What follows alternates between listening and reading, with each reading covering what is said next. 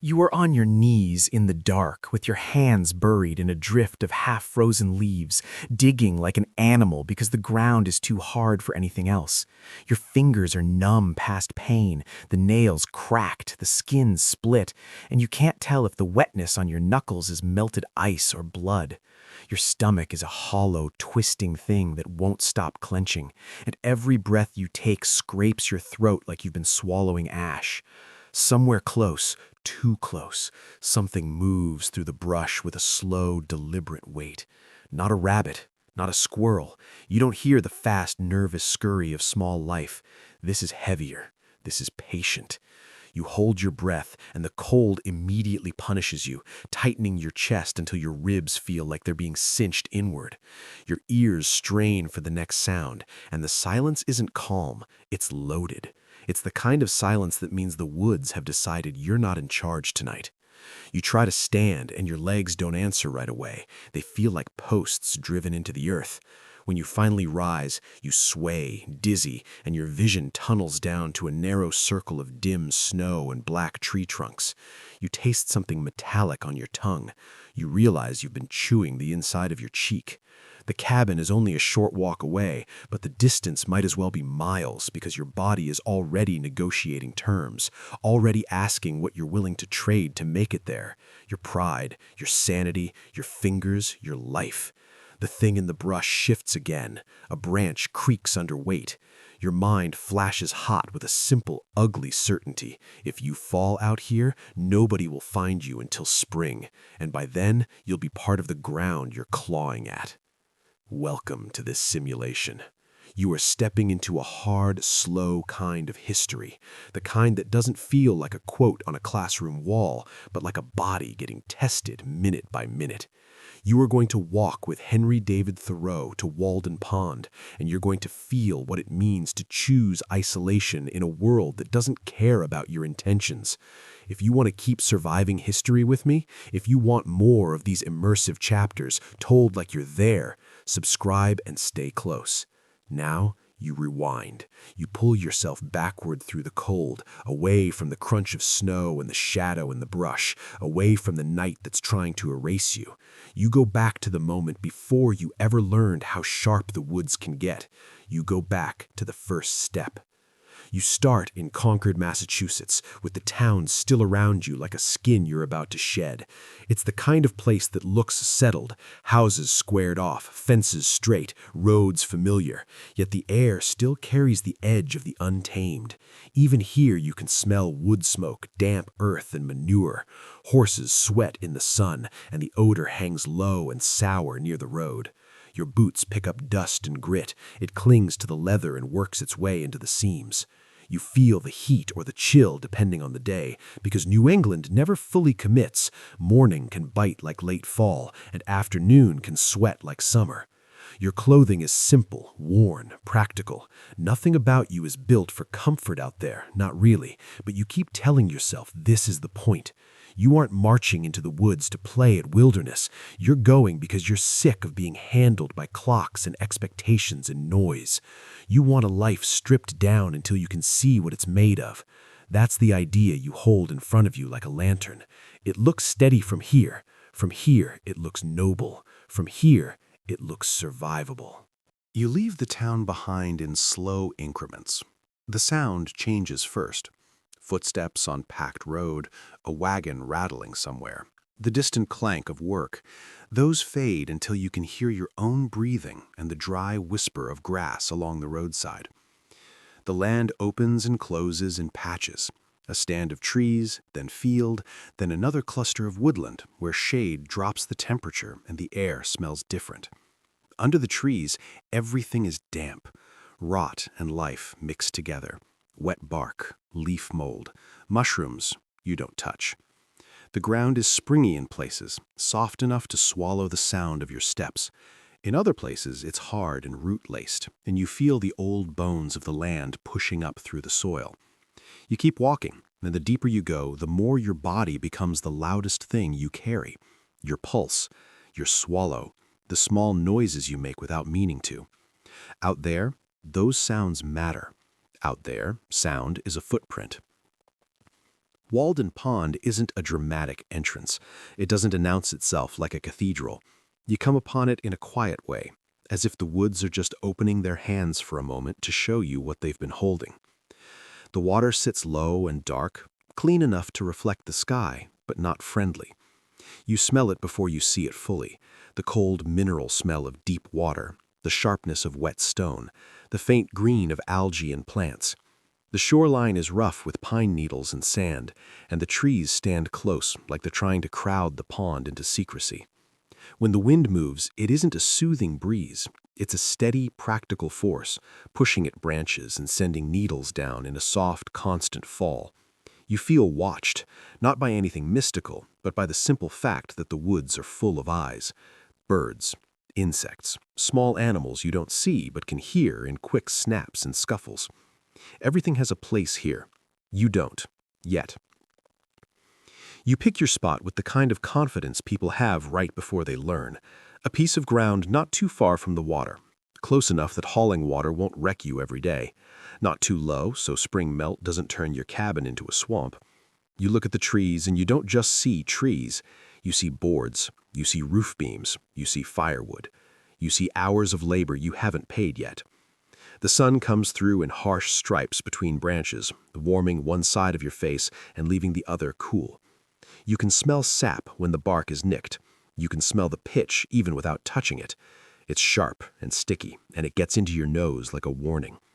Somewhere nearby, insects buzz in a steady, irritated whine.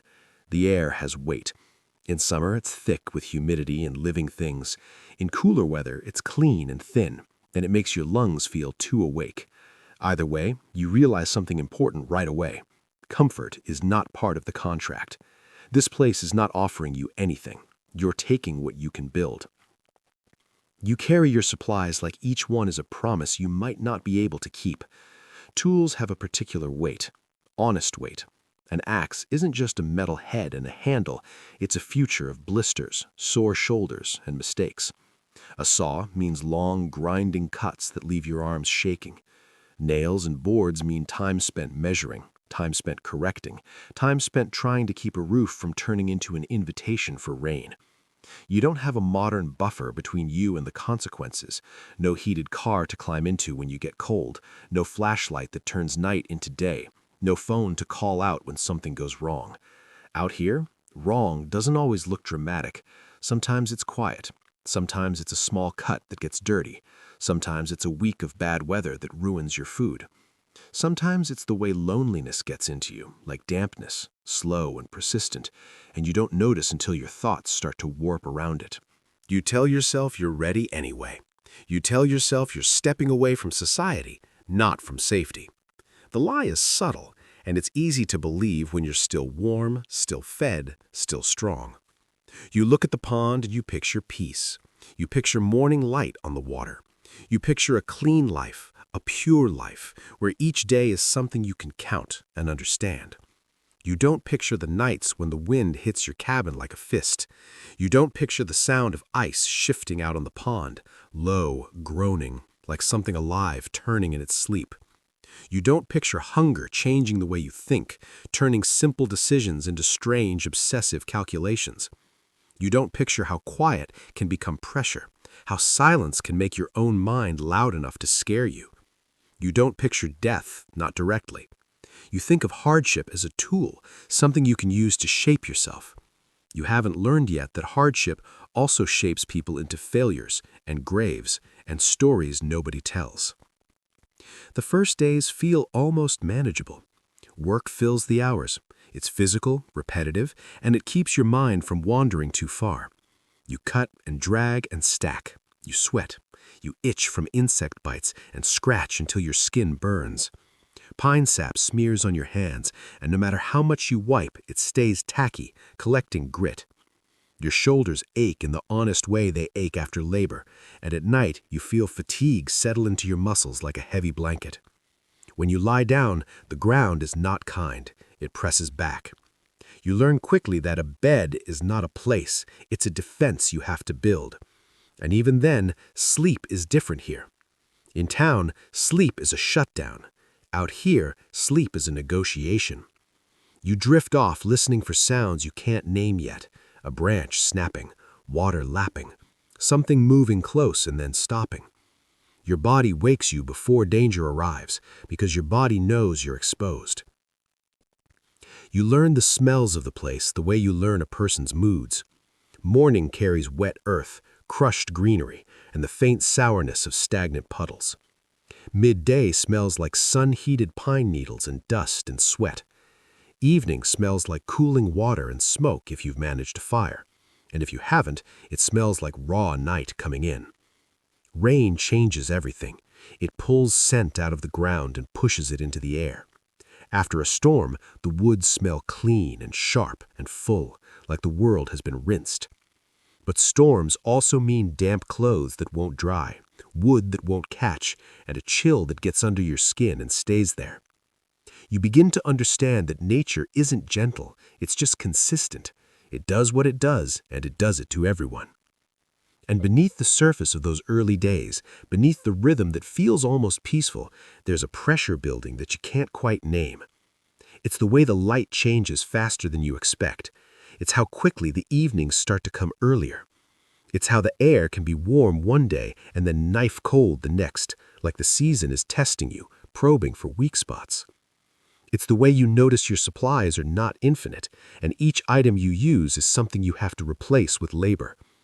It's the way your hunger is always nearby, even when you've eaten, like your body is already thinking ahead to scarcity. It's the first time you catch yourself staring at the trees, not as trees, but as the last fuel you might have.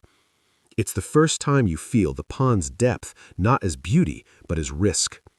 Because deep water stays cold, because deep water keeps secrets, because if you go through the ice in winter, there won't be time for poetry or philosophy. There will only be seconds. You don't know it yet, but you've already taken the first step toward that night on your knees in the snow, digging like an animal while something heavy moves through the brush. You've already set the terms. You have chosen to live where comfort doesn't exist unless you build it, and where mistakes don't come with warnings. You have chosen a place that can make you feel clean and strong on the good days, and make you feel small and disposable on the bad ones. You stand at the edge of Walden Pond, and you take in the quiet like it's yours. The water lies still. The trees hold their line. The sky looks indifferent. You breathe in, and the air tastes like pine and damp stone, and you feel the first real flicker of something that isn't inspiration. It's the sense that the woods don't care why you're here. It's the understanding that you can want a simpler life all you want, but the simple life is not soft. It is hard edges and basic needs, and every day you fail to meet them, the cost goes up. You turn away from the water and look back toward where the road would be, where the town would be, where people would be living their lives with doors and roofs and food they don't have to fight for. That world is still close enough to reach in a day. You can still walk back. You can still change your mind. But you don't. Not yet. You tighten your grip on what you've brought, and you step deeper into the trees toward the patch of ground you've chosen, and the light shifts as you enter the shade. It feels like crossing a line. The air cools. The sounds change. Your footsteps dull on needles and soft soil. And even though nothing has happened yet, no storm, no injury, no real hunger, you feel the beginning of it. The impending doom isn't a thunderclap. It's a slow pressure like weather rolling in from far away. You can't see it clearly, but you can feel it in the way your body stays tense even when you're standing still. You are leaving the world behind. You are walking into something that will not bend for you.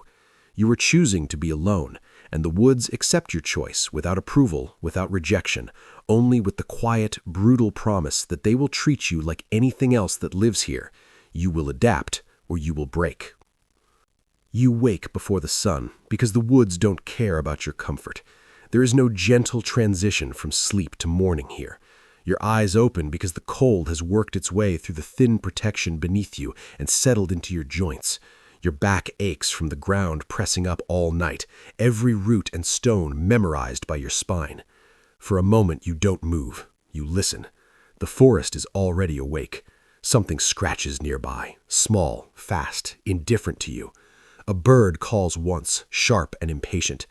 The air is damp and smells like wet leaves and old bark, and when you breathe in, it fills your chest in a way that feels heavier than town air, as if each breath has weight.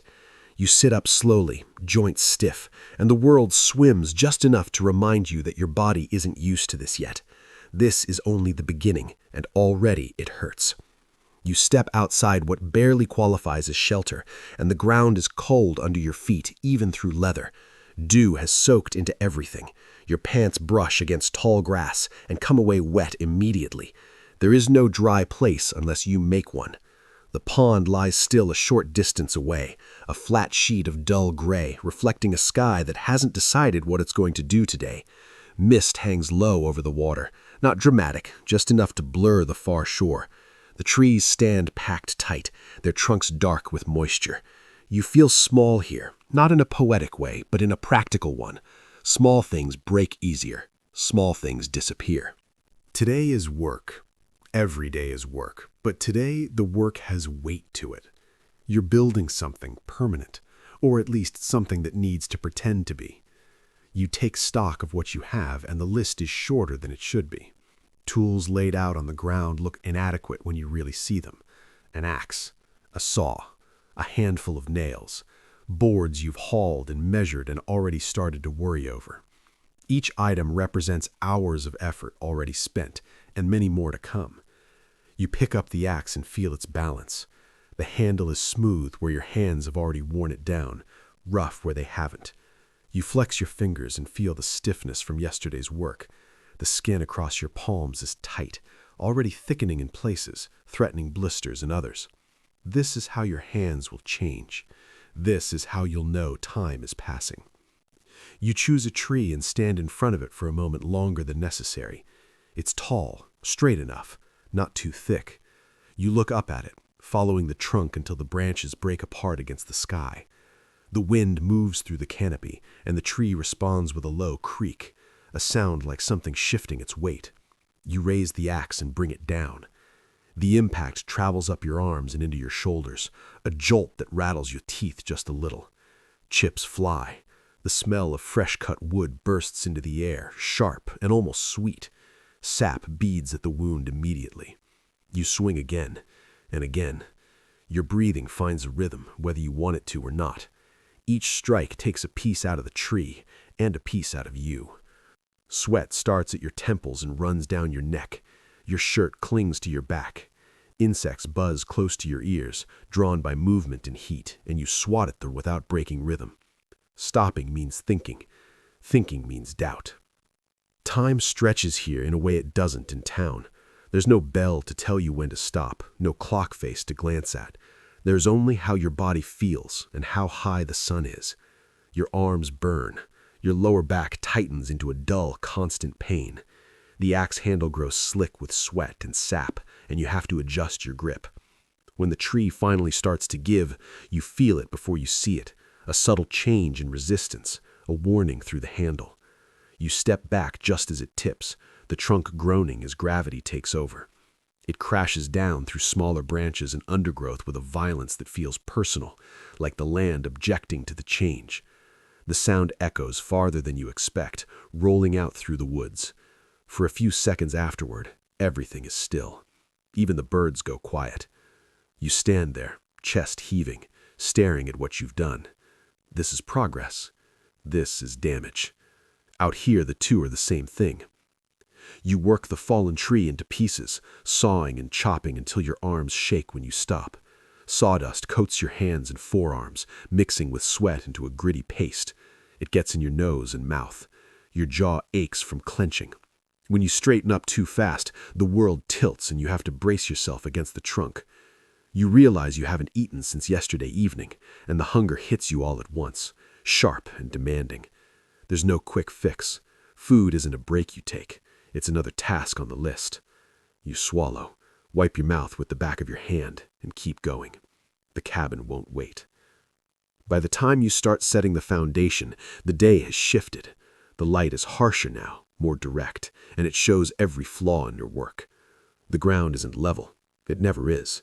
You dig and scrape, hands and tools working together, until your fingernails are packed with dirt and your knuckles sting from scraping stone. The soil smells rich and alive, but it's stubborn. Roots fight you for every inch. When you cut through them, they snap back or ooze sap like veins. You set stones where you can find them, fitting them together as best you're able, knowing it won't be perfect. Perfect doesn't exist here. Stable is the goal. Stable enough to keep the walls upright. Stable enough to keep you dry. Stable enough to keep you alive through a winter you're trying to not think about yet. As the walls begin to rise, piece by piece, your sense of the space changes. What was once just open ground starts to feel claimed but not owned. The boards creak as you fit them together. Nails bend when you hit them wrong, and when they do, frustration spikes hot and fast. You curse under your breath, not loud enough to echo. Every mistake costs time, and time costs energy, and energy costs food. You pull bent nails free and toss them aside, already irritated by the waste. Your hands shake when you try to steady the next board. You pause, resting your forehead against the rough wood, breathing in the smell of pine and sweat. The wood is warm from the sun. It feels alive against your skin. For a moment, you imagine it standing here long after you're gone, outlasting you. The thought doesn't comfort you. It makes you feel temporary in a way that digs under your ribs. By late afternoon, your body is running on something close to empty. The hunger has changed from sharp to heavy, like a stone sitting in your gut. Your head aches dully. Sounds seem louder, closer. Every snap of a twig makes your shoulders tense. You step back and look at what you've built so far. It's small, smaller than it felt while you were working.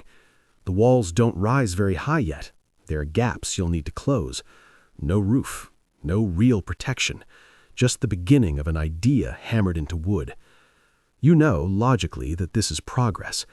Emotionally, it feels like exposure. You're building a thin line between yourself and everything out there, and you're not convinced it's enough. You force yourself to stop before you injure yourself. That's another lesson you learn early. Pain is information. Ignore it long enough, and it turns into something permanent. You wash your hands in the pond, and the cold water bites hard, making you gasp. Dirt and blood swirl away, clouding the clear water for a moment before it disappears. The pond doesn't keep evidence. Your reflection wavers on the surface, sweat-streaked face, eyes darker than you remember, jaw tight. You look older already, leaner, sharper in some places, worn in others. You dry your hands on your pants and feel the fabric stiff with dried sweat and dirt. Everything you own is becoming like this, used, marked. You eat what you have, slowly because there isn't much, and eating fast doesn't make it last longer. The food sits heavy and unsatisfying in your stomach. It keeps you moving, but it doesn't fill you. As you chew, you listen to the woods. The late afternoon has its own sound, steady, busy, alive. Insects buzz and click, birds dart and call. Somewhere, something larger moves through undergrowth, not bothering to hide its weight. You realize that building a cabin doesn't make you less visible. The sound of your work has already announced you. The smell of food, of sweat, of fresh-cut wood, it all carries. You are a new thing in this place, and new things get noticed. As evening comes on, the temperature drops fast. The heat bleeds out of the day like water through a crack. You feel it in your hands first, then your arms, then deep in your chest. Shadows stretch between the trees, knitting the woods back together. The pond darkens, losing its reflective quality and turning into a flat, black surface that looks solid enough to walk on until you remember it isn't. You move your supplies closer, instinctively tightening your circle. Fire becomes important now, not for comfort, but for control. You coax a flame from dry wood in patience, and when it finally catches, the relief is immediate and physical. Warmth pushes back against the cold. Light pushes back against the dark. The fire smells like smoke and resin, and it stings your eyes, but you don't step away. This is your line. Beyond it, the woods feel closer. Night settles in fully, and with it comes a different kind of awareness. The forest doesn't sleep the way people do. It shifts. Noises change. Some sounds fade. Others grow louder. You hear movement you can't place. Something splashes softly in the pond. A branch cracks somewhere behind you. Not close enough to see, close enough to notice. Your fire pops and sends sparks up into the dark. You realize how thin your walls are going to be, how easily sound and cold and fear will pass through them. You think about storms you've lived through in houses built by other people, with thick walls and solid roofs. You imagine those same storms out here, hitting your unfinished shelter, and your jaw tightens. You lie down when exhaustion finally outweighs anxiety. The ground hasn't gotten any softer. The fire dies down to embers, and the dark presses in from all sides. You stare up at the sliver of sky you can see through branches, and think about what you've done today. You built something. You also tore something down. You spend energy you can't easily replace. You're more tired than you expected to be, and it's only one day. As you drift towards sleep, the sounds of the woods seep into you, threading through your thoughts. Somewhere in the dark, the future waits. Winter, hunger, nights colder than this, moments worse than doubt. You don't see them clearly yet, but they're already part of the structure you're building. The cabin is rising, board by board. So is the cost. You wake to sound before light. Not birdsong the way people imagine it, not something gentle and arranged, but sharp, isolated calls cutting through the dark like nails tapped against glass. One sound answers another, uneven, impatient. Your eyes open, and you don't move right away. The air inside your unfinished shelter is cold enough to sting your lungs when you breathe too deep. Moisture clings to everything. The wood around you smells raw and damp, like it hasn't decided what it's going to become yet. Your breath fogs faintly in front of your face, and you realize you slept curled tighter than you meant to, guarding heat the way an animal does. Morning has come, whether you're ready or not. When you sit up, your body protests immediately. Your shoulders feel packed with gravel. Your hands ache in a deep, pulsing way that doesn't fade when you flex your fingers. Every small movement reminds you of yesterday's labor, replaying it muscle by muscle. You swing your legs over the edge of where you slept, and your feet touch cold ground. There's no separation between you and the earth here, no insulation thick enough to forget where you are. Dirt clings to your skin.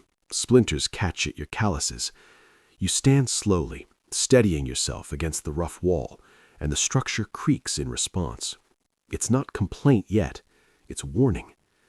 Outside, the woods are already alive. The light is low and gray, filtered through branches that crowd the sky. Dew coats everything, and when you step forward, your boots darken immediately, soaking through at the seams. The smell of the morning hits you all at once. Wet leaves, cold water, decaying wood, something faintly sour underneath it all. You walk toward the pond and feel watched, not by any single thing, but by the combined attention of a place that has noticed you're still here. The water lies calm, darker than the sky above it, holding the cold of the night. Mist clings to the surface in thin streaks, moving slowly as if it hasn't fully decided to lift. You kneel and splash water on your face. It's shockingly cold, enough to steal your breath. The sting clears some of the fog from your head, but it doesn't touch the heaviness in your chest. You start to understand that mornings here aren't a reset. They don't erase yesterday. They add to it. Hunger carries over. Fatigue carries over. Every unfinished task waits exactly where you left it. You take stock again, because you have to, because pretending otherwise is how people get careless. The cabin walls are still too low. Gaps between boards let air and sound move freely. Your supplies are dwindling faster than you expected, not because you're wasteful, but because everything takes more energy than you planned for. Even standing still feels like effort now. You eat sparingly, chewing slowly, aware of how little there is. The food dulls the edge of hunger without satisfying it, leaving you in a constant state of wanting. That feeling is becoming familiar. As the day unfolds, you move with more caution than you did at first. You don't rush into work. You stretch your hands, roll your shoulders, test your grip. Injury out here wouldn't be dramatic. It would be quiet. A twisted ankle, a deep cut, an infection. The kind of thing that wouldn't kill you immediately, but would make everything else harder until it did. You pick up your tools, and they feel heavier than yesterday, as if they've absorbed some of your fatigue. When you swing the axe, the impact jars you more than it did before. The shock travels up your arms and settles into your neck. You grit your teeth and keep going, but the rhythm isn't as smooth. You miss your mark once, glancing the blade off the wood and sending a jolt through your wrists that makes you hiss. You stop and breathe, forcing yourself to slow down. Speed isn't efficiency here, it's risk. As the hours pass, you become aware of how exposed you are. Sound carries differently than you expect. Each chop echoes farther than it should. Each board you drop lands with a thud that feels loud enough to announce you. You pause often, listening. Sometimes you hear nothing but wind. Sometimes you hear movement that doesn't belong to you. Something pushing through brush, stopping when you stop, starting again when you move.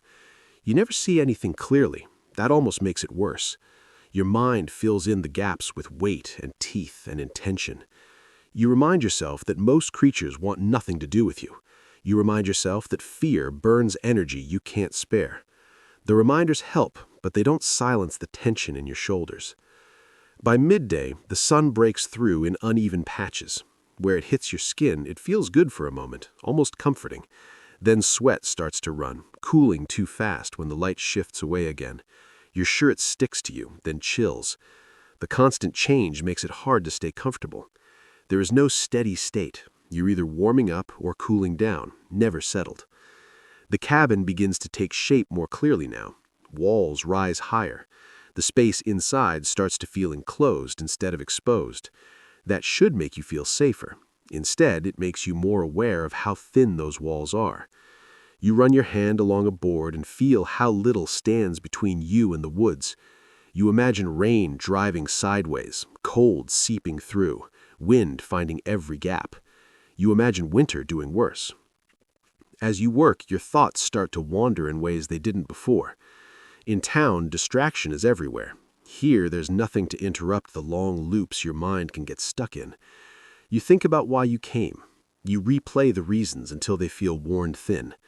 Living deliberately, stripping life down, finding what matters. They sounded solid when you said them out loud. Out here, they feel abstract. What matters now is simpler. Shelter, food, heat, health. Everything else waits behind those needs, and sometimes you wonder if you misunderstood the lesson entirely. Maybe this isn't about clarity. Maybe it's about endurance. In the afternoon, clouds roll in without warning. The light dims and the air thickens. You smell rain before it starts, sharp, metallic, heavy. When it comes, it's steady and cold, soaking through your clothes in minutes. The ground turns slick, tools slip in your hands. You keep working longer than you should because stopping feels like failure, because you're trying to stay ahead of the weather. Your fingers lose feeling, then regain it painfully. Water runs down your neck and into your boots. By the time you finally step back under what little cover you have, you're shivering. Your teeth chatter uncontrollably for a few minutes before you can get a fire going. Smoke curls low, trapped by the damp air, burning your eyes.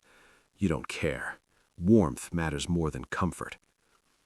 The rain changes the woods. Sound dulls, smells intensify. Everything feels closer, pressed in. You sit near the fire, hands extended, watching steam rise from your sleeves.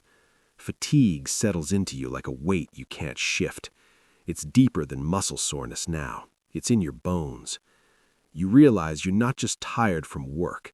You're tired from being alert all the time, from listening, from watching, from managing fear so it doesn't manage you. This kind of tired doesn't go away with rest. It accumulates. As evening approaches, the rain eases, but the cold lingers. You force yourself back out to check what you've built, adjusting what you can before dark. The pond looks different now, its surface broken by raindrops, its edges blurred. You notice how quickly the temperature drops once the sun lowers. The woods don't hold heat, they release it. Shadows lengthen and knit together. The sense of being alone sharpens, not emotionally, but physically. There is no one to hear you if something goes wrong, no one to notice if you don't wake up. That thought isn't dramatic, it's factual. You carry it with you as you secure tools, move supplies closer, tighten your small perimeter. Night comes faster than you want it to. The fire becomes the center of everything again. Light, heat, a sense of control. Beyond it, the woods are a wall of black shapes and indistinct movement. Sounds carry differently at night. Small noises feel larger. Distance is harder to judge. You hear splashing from the pond again, closer this time. You freeze, listening. It stops. Then something moves through leaves to your left. Not hurried, not hiding, just moving. You stay still, heart beating harder than it should. After a long moment, the sound fades. Whatever it was, it didn't care enough to investigate you further. That doesn't feel like relief. It feels like postponement. When you finally lie down, sleep comes in broken pieces. You drift off, then jerk awake at imagined sounds. Your body doesn't fully relax. Even your dreams feel thin, like they could tear at any moment. In one half-dream, you're back in town, warm and surrounded by walls that don't creak. In another, you're standing at the edge of the pond in winter, ice cracking beneath your feet. You wake from that one with your heart racing, breath shallow. The dark presses in, and the silence feels heavy instead of calm. Lying there, staring into the dim, you begin to understand something you didn't before.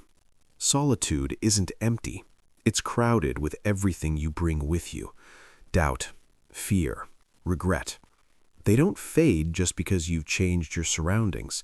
If anything, they get louder when there's nothing else to drown them out.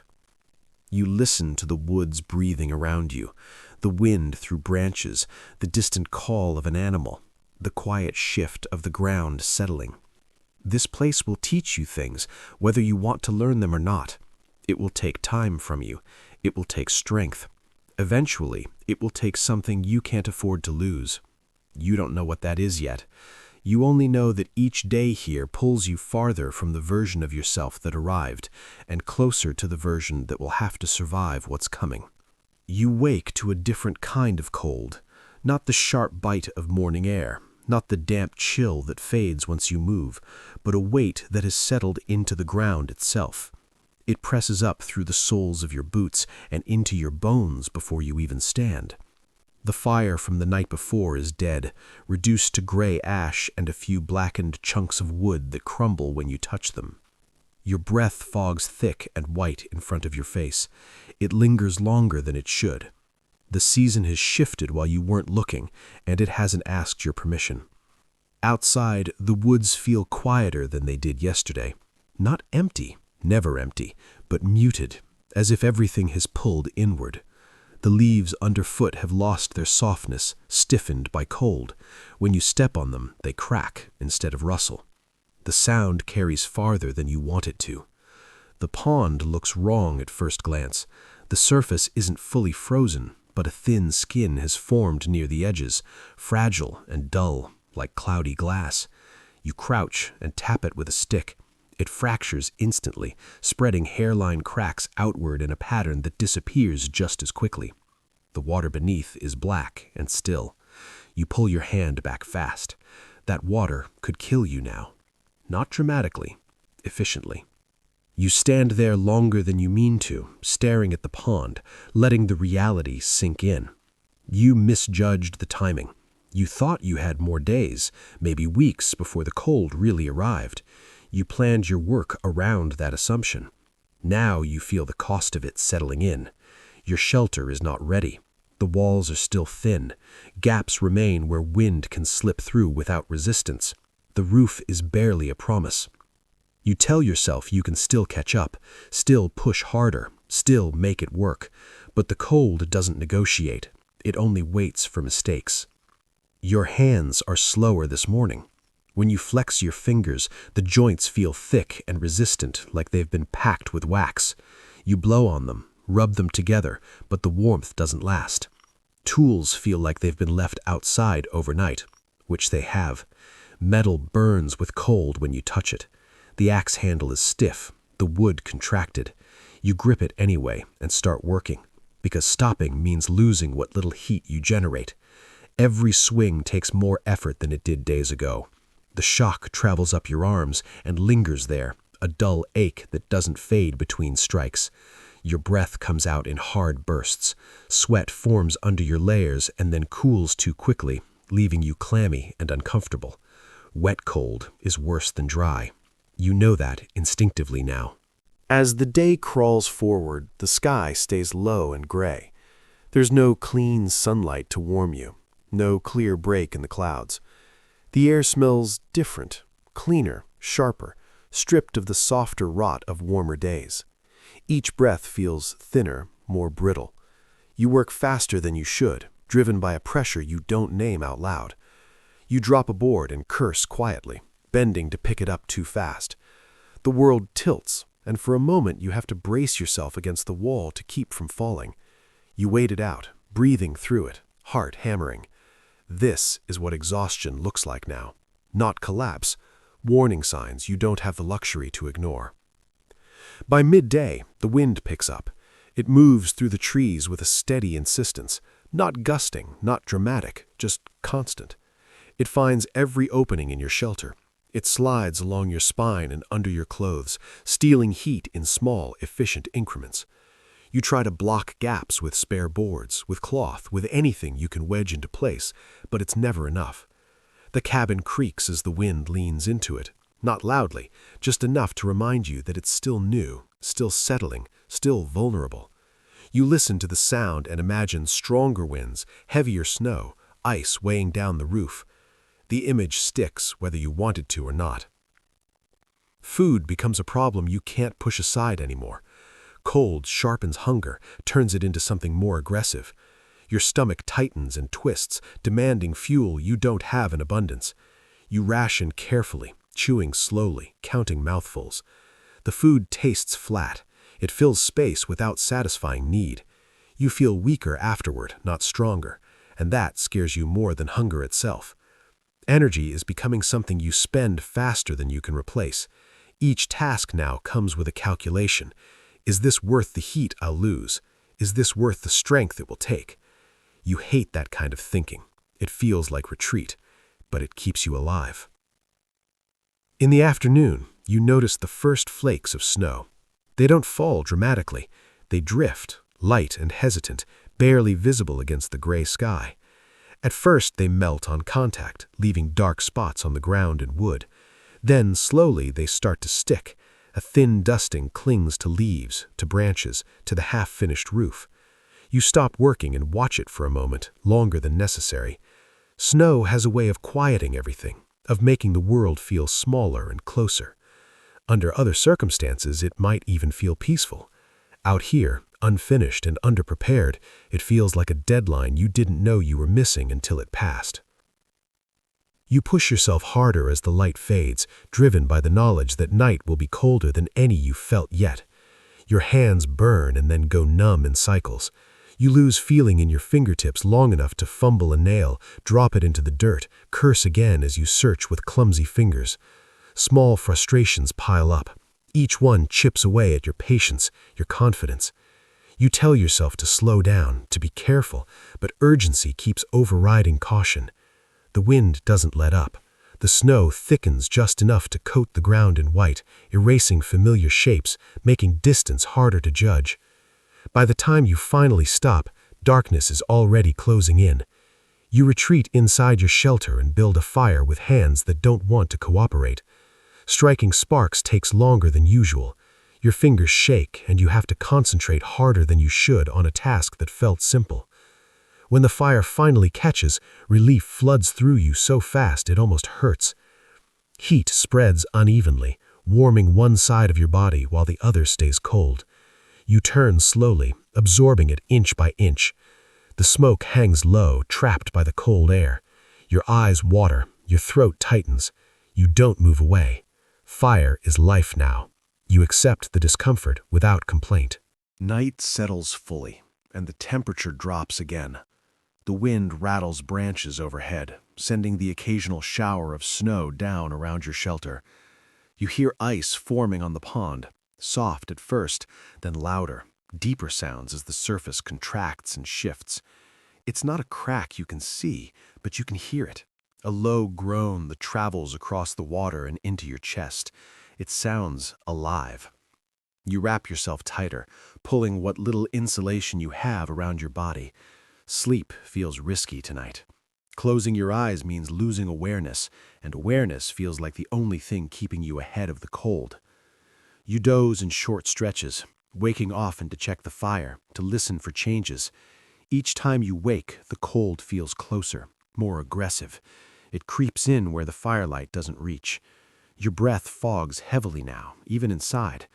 You shift positions to ease the ache in your joints, but there's no comfortable way to lie. The ground sucks heat from you relentlessly. At some point, you realize your teeth are chattering again, and it takes conscious effort to make them stop. You force yourself to eat a little more, knowing you'll regret it later, but needing the warmth it brings now. Sometime in the deep of night, you wake to silence. Not the normal background noise of the woods, but a heavier quiet, the kind that settles after snowfall. Even the wind has died down. The absence of sound is unsettling. You sit up slowly, listening. The fire is burned low, just a few glowing embers left. Beyond the dim light, everything is black and still. You feel exposed in a new way, as if the world is holding its breath. You add wood carefully, coaxing the fire back without making too much noise. As the flames grow, shadows leap along the walls, stretching and twisting. The shelter feels smaller than ever, a thin shell against a vast cold. Lying back down, you can't stop thinking about what you missed. The extra boards you should have cut, the roof you should have finished, the supplies you should have gathered sooner. Regret doesn't come all at once. It seeps in, quiet and persistent, filling the spaces where confidence used to sit. You realize now that this experiment, this deliberate life, doesn't pause for reflection. It demands constant attention. The woods don't care that you're learning. They only respond to what you do and what you fail to do. As sleep finally drags you under again, it's shallow and uneasy. Your dreams are cold and fragmented. You dream of walking across the pond, the ice holding just long enough for you to believe in it before giving way. You wake from that with a sharp intake of breath, heart racing, skin damp with sweat that chills instantly. The fire is still burning, but weaker now. Morning feels far away. When light finally returns, it brings no relief. The world outside is white and gray, stripped of detail. Snow covers the ground evenly, hiding hazards, masking depth. The pond's surface is mostly frozen now, the ice opaque and dull. You stand at the edge and feel a heavy certainty settle in your gut. Winter didn't arrive gradually. It stepped in all at once, and it's already testing you. You didn't fail yet, but you came closer than you expected. And as you look at your shelter, at your hands, at the thin margin you're living inside, you understand something you hadn't fully accepted before. Out here, being early is survival. Being late is danger, and you are already behind. You wake with your stomach already clenched, not from cold this time, but from emptiness. It's a tight, sour feeling that sits just under your ribs and doesn't move when you shift position. You lie still for a moment, listening to your body before you listen to the woods. Your mouth tastes stale and bitter. Your tongue feels thick. When you swallow, your throat scrapes dry, as if you haven't had water in days, even though you drank before sleeping. Hunger has changed overnight. It's no longer a reminder, it's a condition. The fire is gone again, ash, gray, and useless. The air inside your shelter is sharp enough to sting your eyes when you open them fully. Cold has crept back in during the night and settled deep.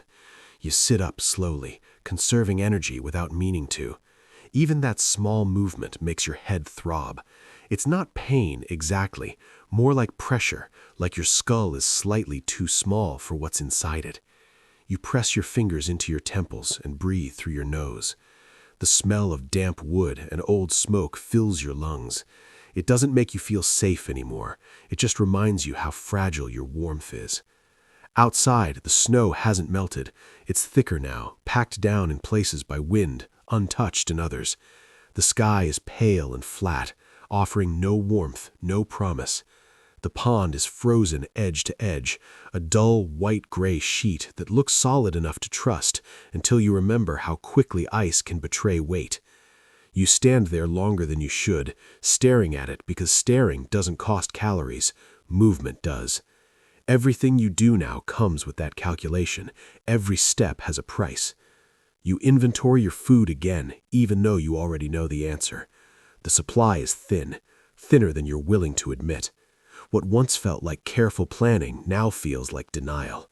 You've been stretching meals, convincing yourself that less is enough, that discipline will carry you through. But hunger doesn't respond to philosophy, it responds to intake, and there hasn't been enough. Your hands linger over what remains longer than necessary. You count and recount as if the numbers might change if you look hard enough. They don't. You eat anyway. You have to. The food goes down slowly, deliberately. You chew until there's nothing left to chew, trying to trick your stomach into believing it's been fed. It doesn't work. The hunger eases for a few minutes, just enough to give you false hope. Then it returns heavier than before. It's different now, less sharp, more consuming. It drains you instead of demanding action. You feel it in your legs when you stand, in your arms when you lift your tools. Your body feels slightly delayed, like there's a lag between intention and movement. Work becomes harder to justify, but more urgent at the same time. Cold doesn't care that you're hungry. The shelter still isn't complete enough to stop wind or hold heat the way it should.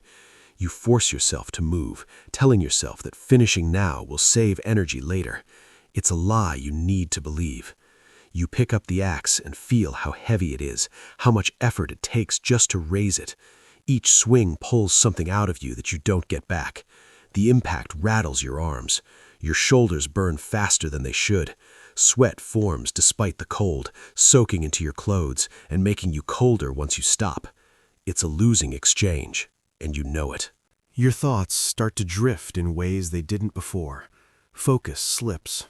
You find yourself staring at a board without remembering why you picked it up. You misjudge distance, hammering your thumb hard enough to draw blood. The pain is sharp, immediate, and oddly grounding. You suck in air through your teeth, heart racing. Blood beads and darkens against the cold. You wrap it quickly, clumsily, annoyed not just at the injury, but at what it represents. You can't afford mistakes now. Each one costs more than it used to. As the day drags on, hunger starts to play tricks on you. Not full hallucinations, nothing dramatic, but distortions. Smells seem stronger. You catch yourself imagining food where there is none. The sharp scent of pine sap makes your mouth water, and that scares you.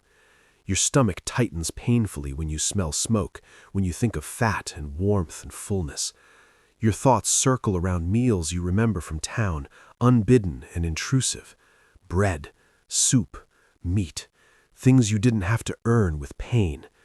You push the thoughts away, but they keep coming back, quieter and more persistent each time.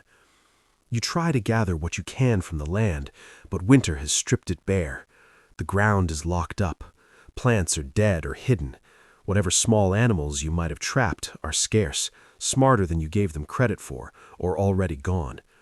You move slower through the woods now, not just from fatigue, but from caution. A twisted ankle out here would end you. A fall could mean hours in the cold you don't have the strength to endure. You step carefully, testing each patch of snow, each frozen leaf. Your breath comes shallow. You feel lightheaded when you straighten too fast. By afternoon, weakness settles in fully. It's no longer subtle. Your arms tremble when you hold them out. Your legs feel hollow, like the strength has been scooped out of them. You sit more often than you want to, resting longer each time. The cold presses in while you're still, but standing up again feels worse. You find yourself bargaining with your body. Just a few more minutes, just one more task. You promise rest afterward, knowing you might not keep the promise. The woods feel farther away now, not physically, but mentally. Sounds blur together. You hear wind and ice and distant movement, but it takes longer to process what's what. Everything feels slightly unreal, like you're watching yourself from a step removed. That detachment worries you more than fear ever did. Fear keeps you alert. This feels like slipping, like letting go. As evening approaches, you face the question you've been avoiding all day. Food tonight or food tomorrow? Eat enough to stay warm now or save enough to avoid collapse later? There's no good answer. You choose the present because the cold is immediate and unforgiving. You eat more than you planned. The relief is brief and muted. Your stomach accepts it without gratitude. Warmth spreads weakly through your chest, then fades. You sit by the fire, hands outstretched, watching the flames consume wood you worked hard to gather. Even fire feels expensive now. Night comes early again. The cold deepens. Your body struggles to generate heat. You wrap yourself tighter, curling inward, conserving what little energy remains. Hunger gnaws steadily, a constant background pressure that won't let you forget it's there. Sleep comes and goes in fragments. When you dream, it's of food more than anything else. You wake with your mouth open, jaw aching, as if you've been chewing in your sleep. Each time you wake, the hunger feels stronger, more insistent, less patient. At some point in the night, you realize your thoughts are slowing down. Not drifting, slowing.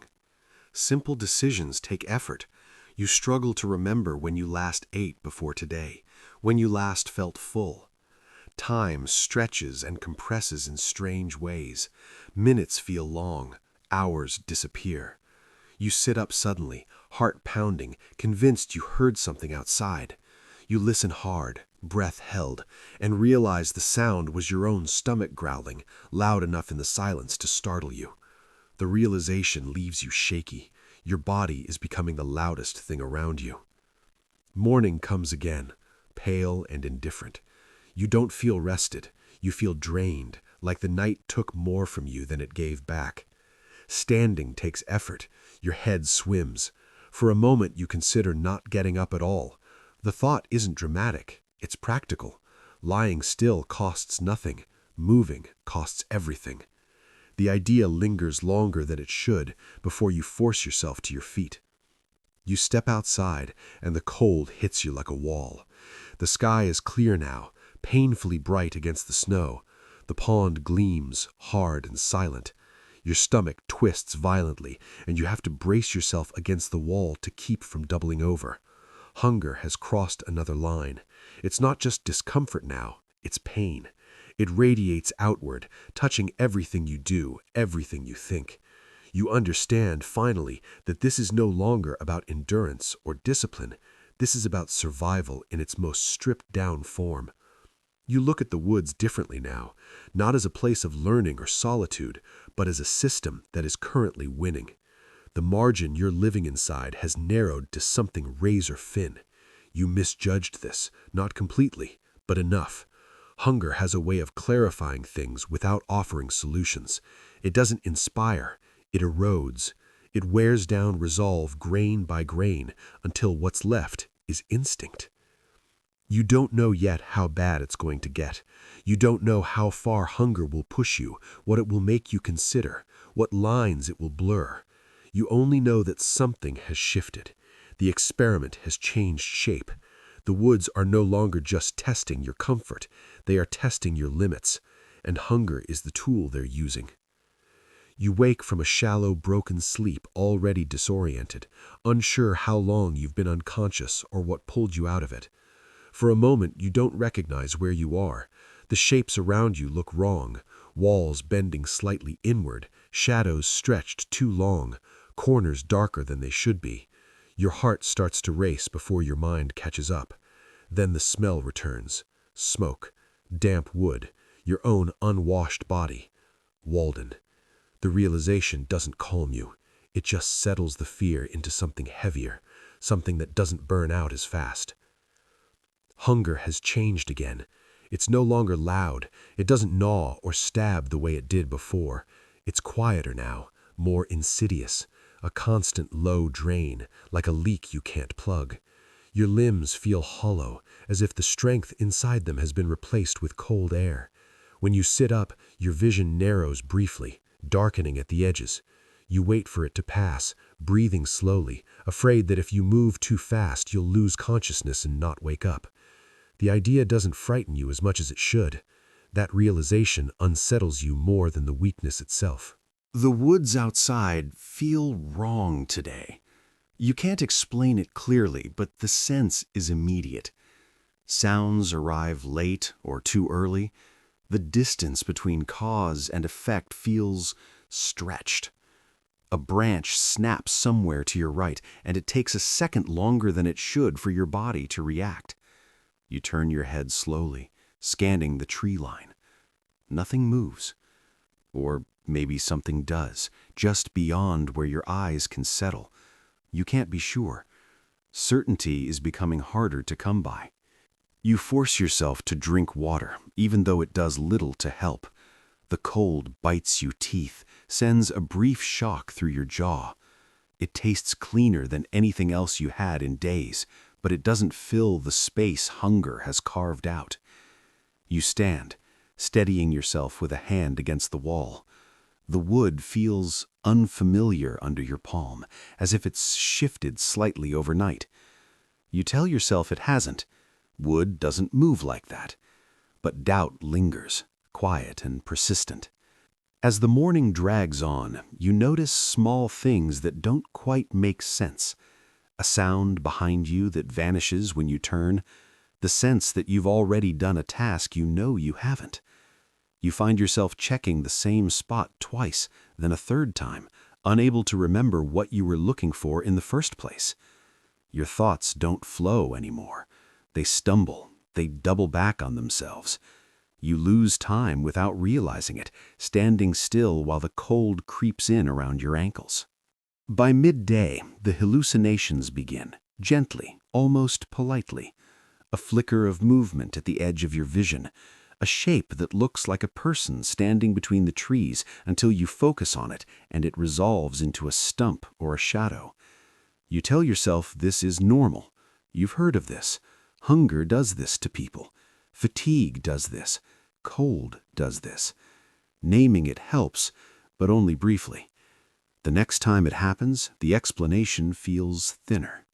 You hear voices once. Not words, nothing that clear, but the unmistakable cadence of human sound, the rise and fall, the suggestion of conversation carried on the wind. You freeze, heart pounding, every nerve in your body screaming for attention. You strain to listen, leaning forward slightly, afraid to breathe. The sound fades. The woods return to their usual murmur. You stand there long after it's gone, feeling foolish and shaken at the same time. You know you're alone. You chose this. But part of you aches with the sudden certainty that you are not meant to be this alone. Work becomes nearly impossible. Your hands don't obey you the way they used to. You drop tools without meaning to. When you try to hammer a nail, your aim is off, striking wood instead of metal, sending a jolt of pain up your arm. The pain feels distant, muted, as if it's happening to someone else. You stare at your hand, at the swelling and the red mark blooming across your skin, and feel strangely detached.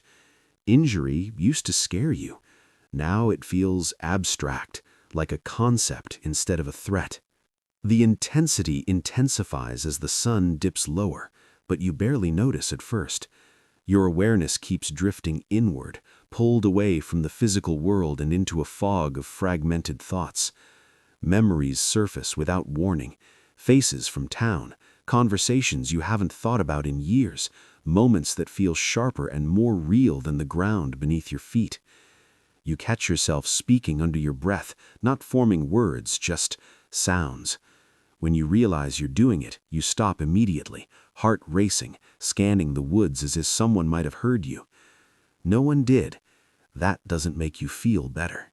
As evening approaches, fear returns, but it's different now. It's not sharp or urgent, it's dull and heavy, like a weight pressing down on your chest. You feel watched again, more strongly than before, not in a specific direction, everywhere. The trees seem closer, their trunks thicker, their branches lower. Shadows knit together faster than they should.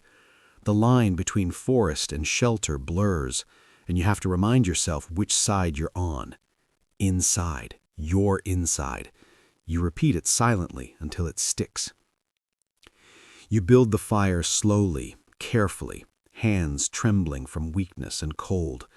The flame flares up brighter than you expect, and for a split second you think you see a face in it, features forming in the shifting light, eyes where there shouldn't be eyes.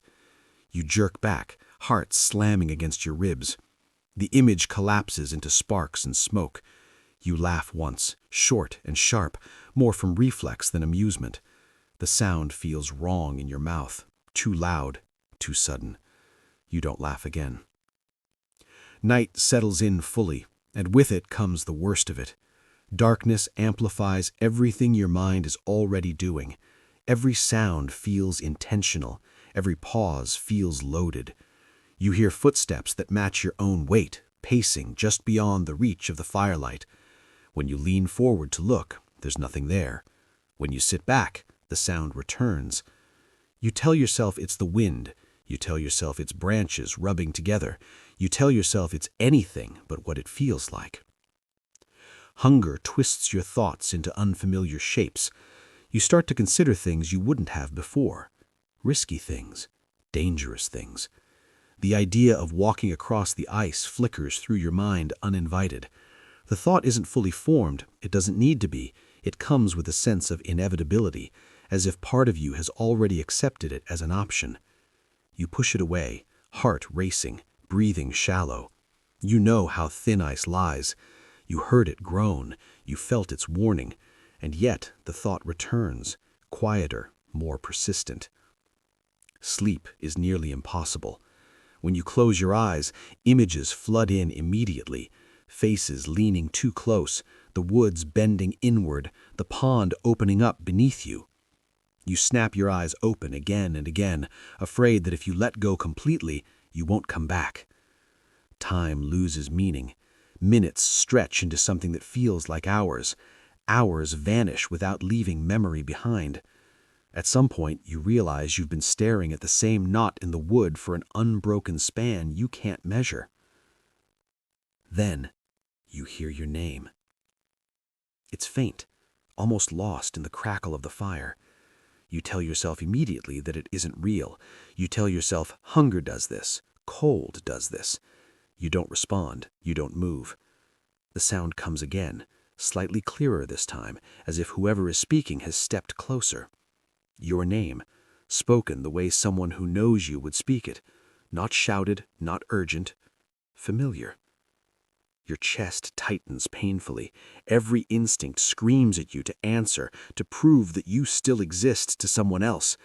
You clamp your jaw shut hard, your teeth ache. You press your palms into your thighs, grounding yourself in the sensation of your own body. The voice fades after a while, dissolving into the hiss of the fire and the low murmur of the woods. When it's gone, the silence feels unbearable. You realize you would almost prefer the fear to the emptiness it leaves behind. Sometime deep in the night, exhaustion wins. Not gently, it pulls you under abruptly, like a trapdoor opening. Your dreams are vivid and cruel. You dream of sitting at a table piled high with food, hands shaking as you reach for it, only to find it rotting when you touch it. You dream of the pond speaking to you, its voice slow and patient, promising rest. You dream of standing in the woods surrounded by people whose faces you can't see, all of them watching you without blinking. You wake from these dreams drenched in cold sweat, heart racing, breath ragged. Morning arrives without ceremony. Pale light seeps in, revealing a world unchanged by your suffering. The snow still lies clean and even. The pond remains frozen and silent. The woods stand as they always have. You feel smaller than you did yesterday, weaker, thinner in ways that have nothing to do with flesh. When you try to stand, your legs nearly give out. You catch yourself against the wall, breathing hard, vision swimming. The hallucinations don't fully leave with the daylight. They recede, but they linger at the edges, waiting. You know now that this is a line you've crossed. Hunger and isolation have started to work on your mind as well as your body. You can no longer trust your senses completely. That knowledge is terrifying, but it's also clarifying. It strips away any remaining illusion of control. You look out at the woods and feel something shift inside you. Not resolve, not courage, but a grim awareness. The suffering isn't peaking yet. This isn't the worst of it. This is only the beginning of what hunger and solitude will take from you. And now you know the most dangerous thing you're fighting isn't the cold or the ice or the animals moving unseen through the trees. It's your own mind, slowly turning against you in the quiet. You wake to the sound of nothing breaking, no cracking ice, no wind pushing branches together, no imagined footsteps pacing just beyond the firelight. The silence is complete enough that it feels artificial, like a room with the air sucked out. For a moment, you think you've gone deaf. You sit up too fast, and the world tilts hard, forcing you to grab the wall to keep from falling. Your heart stutters, then pounds, trying to make up for lost ground. When your hearing settles, you realize the woods are still there. They're just holding themselves very still. Your body feels lighter in the wrong way. Not rested, not healed, emptier. When you move your arms, they feel detached, as if they belong to someone else. Your hands shake even when you try to hold them still. Hunger hums quietly in the background now, no longer demanding attention because it doesn't need to. It's embedded, a baseline condition. You're past the stage where pain teaches lessons. Now it just erodes. You step outside and the cold greets you like an old acquaintance. It doesn't shock you anymore. It simply settles in, familiar and persistent. The snow has crusted over, hardened by overnight cold. It crunches under your boots in a way that feels too loud, too final. The pond lies flat and opaque, its surface dull and uninviting. You don't go near it today. You don't trust the thoughts it puts in your head. You've learned that lesson, at least. It's later in the morning when you hear it, human sound that doesn't dissolve when you focus on it. Footsteps, measured, uneven, real. You freeze, heart slamming against your ribs so hard it makes you lightheaded. This isn't the soft pacing you imagined in the dark. This has weight, intention. You turn slowly, afraid the movement itself might break whatever fragile reality this is. Through the trees you see a figure approaching, bundled against the cold, moving carefully over the frozen ground. For a split second, relief hits you so hard it almost drops you to your knees. You're not alone. You were never meant to be this alone. When the figure gets closer, recognition follows, slow and heavy. This is someone from the outside world, someone who still smells faintly of smoke and wool and town life. Their face is pinched with cold, eyes scanning the woods with concern that feels out of place here. They look at you and hesitate, just for a moment, before calling out. The sound of your name spoken by a living person hits you harder than any hallucination did. It makes your chest ache. It makes your throat tighten until you can barely answer. They don't stay long. No one does, not in this cold. They speak carefully, watching you as much as they speak, as if taking measure of what the woods have already done to you. They bring news. They always do. News from a place that feels unreal now, like a story you once read and barely remember. Someone is sick. Someone has died. A name you recognize, tied to a face you haven't thought about in weeks. The words land slowly, one by one, sinking in deeper than you expect. Death has been happening while you've been out here counting calories and watching ice form. Life went on without you. Now it's reached out and touched you anyway. You try to respond appropriately. You nod. You say something that sounds like sympathy. The words feel thin in your mouth. Grief doesn't arrive the way you expect it to. There's no sudden wave, no sharp pain. It comes as a dull pressure, like something heavy being set down on your chest and left there. You think of the person you've lost, not as they were at the end, but as they were in ordinary moments, standing, talking, laughing, alive without effort. The memory feels distant, slightly distorted, like it's been viewed through water. When the visitor leaves, the woods close in behind them quickly, swallowing the sound of their footsteps. The silence returns, thicker than before. You stand there longer than you should, staring at the place where they disappeared, as if expecting them to come back with more warmth, more food, more answers. They don't. You knew they wouldn't.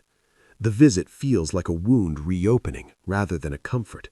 It reminded you of what you've stepped away from and what continues without you. The rest of the day passes in a fog. You try to work, but your hands don't cooperate.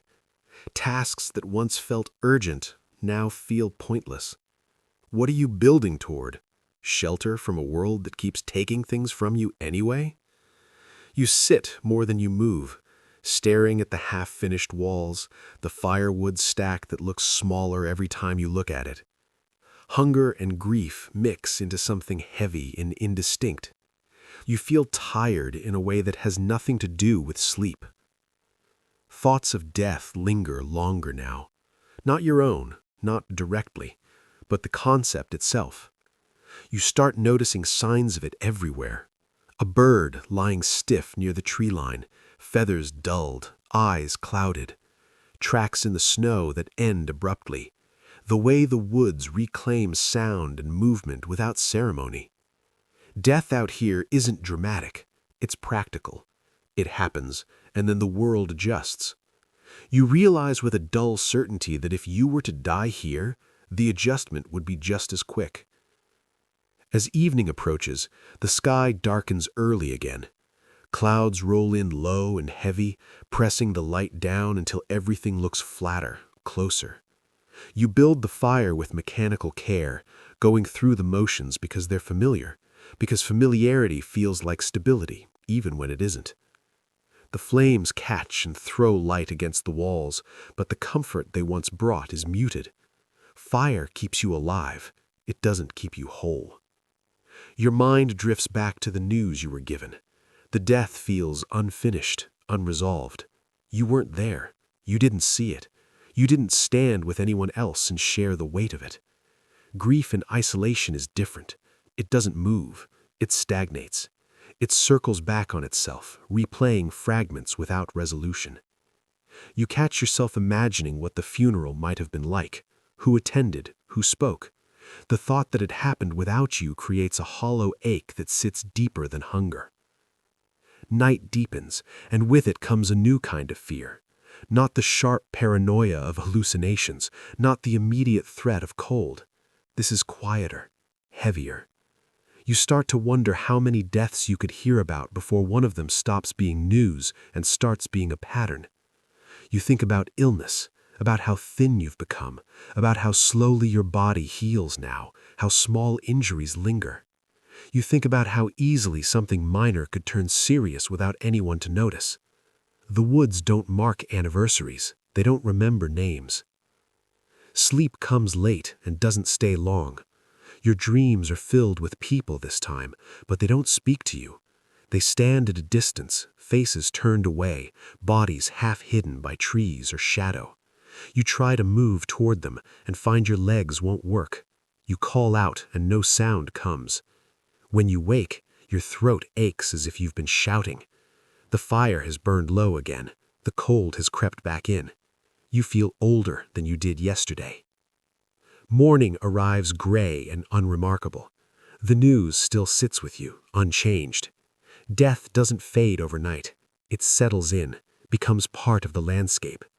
You move through the day carrying it like extra weight, feeling it in your posture, in the way your shoulders slump, in the way your gaze drops to the ground more often. You realize something unsettling. The loss hasn't made you want to leave. It's done the opposite. It's made you feel more cut off, more separate, as if returning now would require explaining things you no longer have words for. The woods feel less hostile today, but only because you feel less engaged. You don't jump at every sound. You don't scan the tree line as often. A kind of numbness has settled in, smoothing out the sharp edges of fear and hunger alike. That numbness is dangerous. You know that somewhere deep down, but knowing doesn't fix it. It just adds another layer of concern you don't have energy to address. By afternoon, you find yourself sitting near the pond again without remembering when you walked there. The ice stretches out unbroken, pale under the sky. You imagined a world beneath it, water moving slowly, life continuing unseen. The thought is strangely comforting. You shake your head and stand abruptly, heart racing, as if you've caught yourself in the middle of something you shouldn't be thinking. Your balance wavers, and you have to wait for the ground to steady itself beneath you. As the day fades, one truth becomes unavoidable. Isolation doesn't just strip away comfort, it delays grief until it can hit you all at once, without witnesses, without relief. The deaths you hear about don't stay outside your experiment.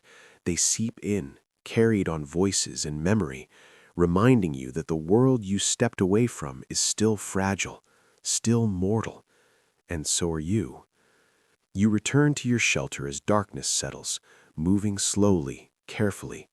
The fire catches again, light flickers, shadows stretch. You sit and stare into the flames, thinking about the people who won't see another winter, about the possibility that you might not either. The thought doesn't come with panic. It comes with a quiet, unsettling acceptance. The woods haven't taken you yet, but they've started taking pieces of your life beyond the physical. They've reached into your past and pulled something out. You understand now that survival isn't just about staying alive. It's about what you lose along the way, and whether what's left still feels like you. You wake late, or maybe early. Time doesn't have edges anymore. It stretches and folds back on itself until morning and night feel like suggestions rather than facts. The fire is out, again. You don't rush to rebuild it. You lie still, staring at the low ceiling, watching your breath drift upward and fade. Each exhale feels optional, like something you're choosing to do rather than something your body insists on. The thought lingers longer than it should. When you finally sit up, it's because the cold has worked its way deep enough to force a decision. Your joints resist you. Your spine feels brittle, as if it might crack if you move too quickly. You pause halfway upright, dizzy, waiting for the world to stop sliding. It does, eventually, but it never fully settles. There's a constant faint sway now, like you're standing on something unstable even when you aren't. Outside, the woods look stripped down to essentials. Snow covers everything evenly, smoothing over differences, hiding hazards. The trees stand like dark posts driven into white ground. No movement, no birds, no wind. The quiet presses in on you from all sides, thick enough to feel physical. You step out anyway, boots crunching loudly, the sound echoing more than it should. Each step feels like an announcement. You don't care. Hunger is still there, but it's distant, muted. Your body has stopped arguing. It has accepted the situation and moved on to conservation. You feel slower, heavier inside, even as your frame thins. Your hands look wrong when you hold them up, veins too prominent, skin dull, fingers trembling faintly without command. You flex them and watch the delay between intention and movement. The gap unsettles you. It feels like you're losing authority over yourself. You don't start working right away. The shelter stands half-finished, unchanged, waiting.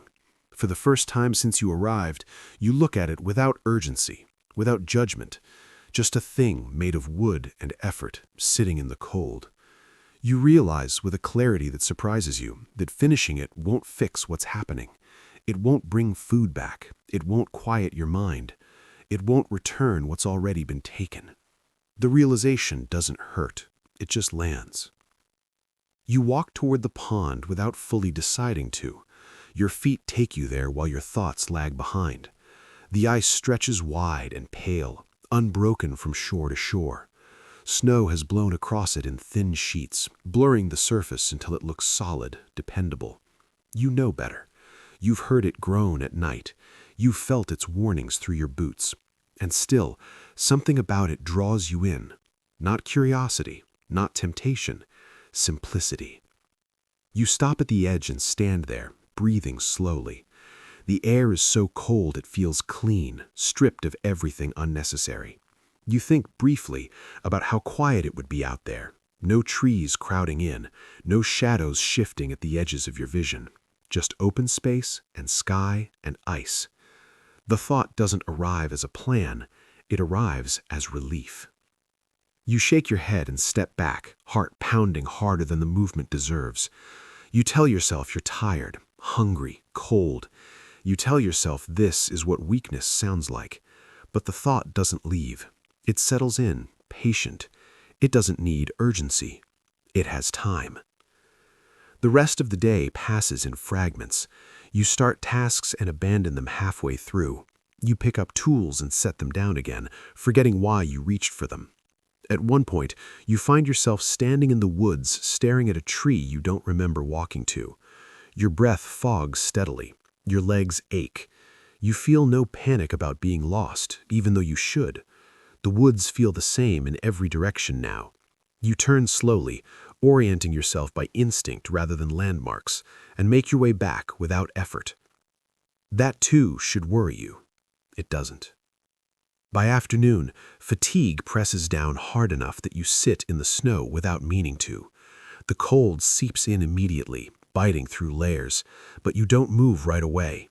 Sitting feels good. Rest feels good. You lean back against a tree and close your eyes for just a moment. The darkness behind your eyelids is deep and soft. It would be easy to stay here. Easier than getting up. Easier than deciding what comes next. You open your eyes abruptly, heart racing, and force yourself to stand. Your legs protest violently, screaming with pins and needles pain as blood rushes back into them. You grit your teeth and wait it out, breathing hard. That was too close. You don't know close to what exactly, but you know it mattered. As evening approaches, the numbness deepens. Not physical numbness, that comes and goes, but emotional.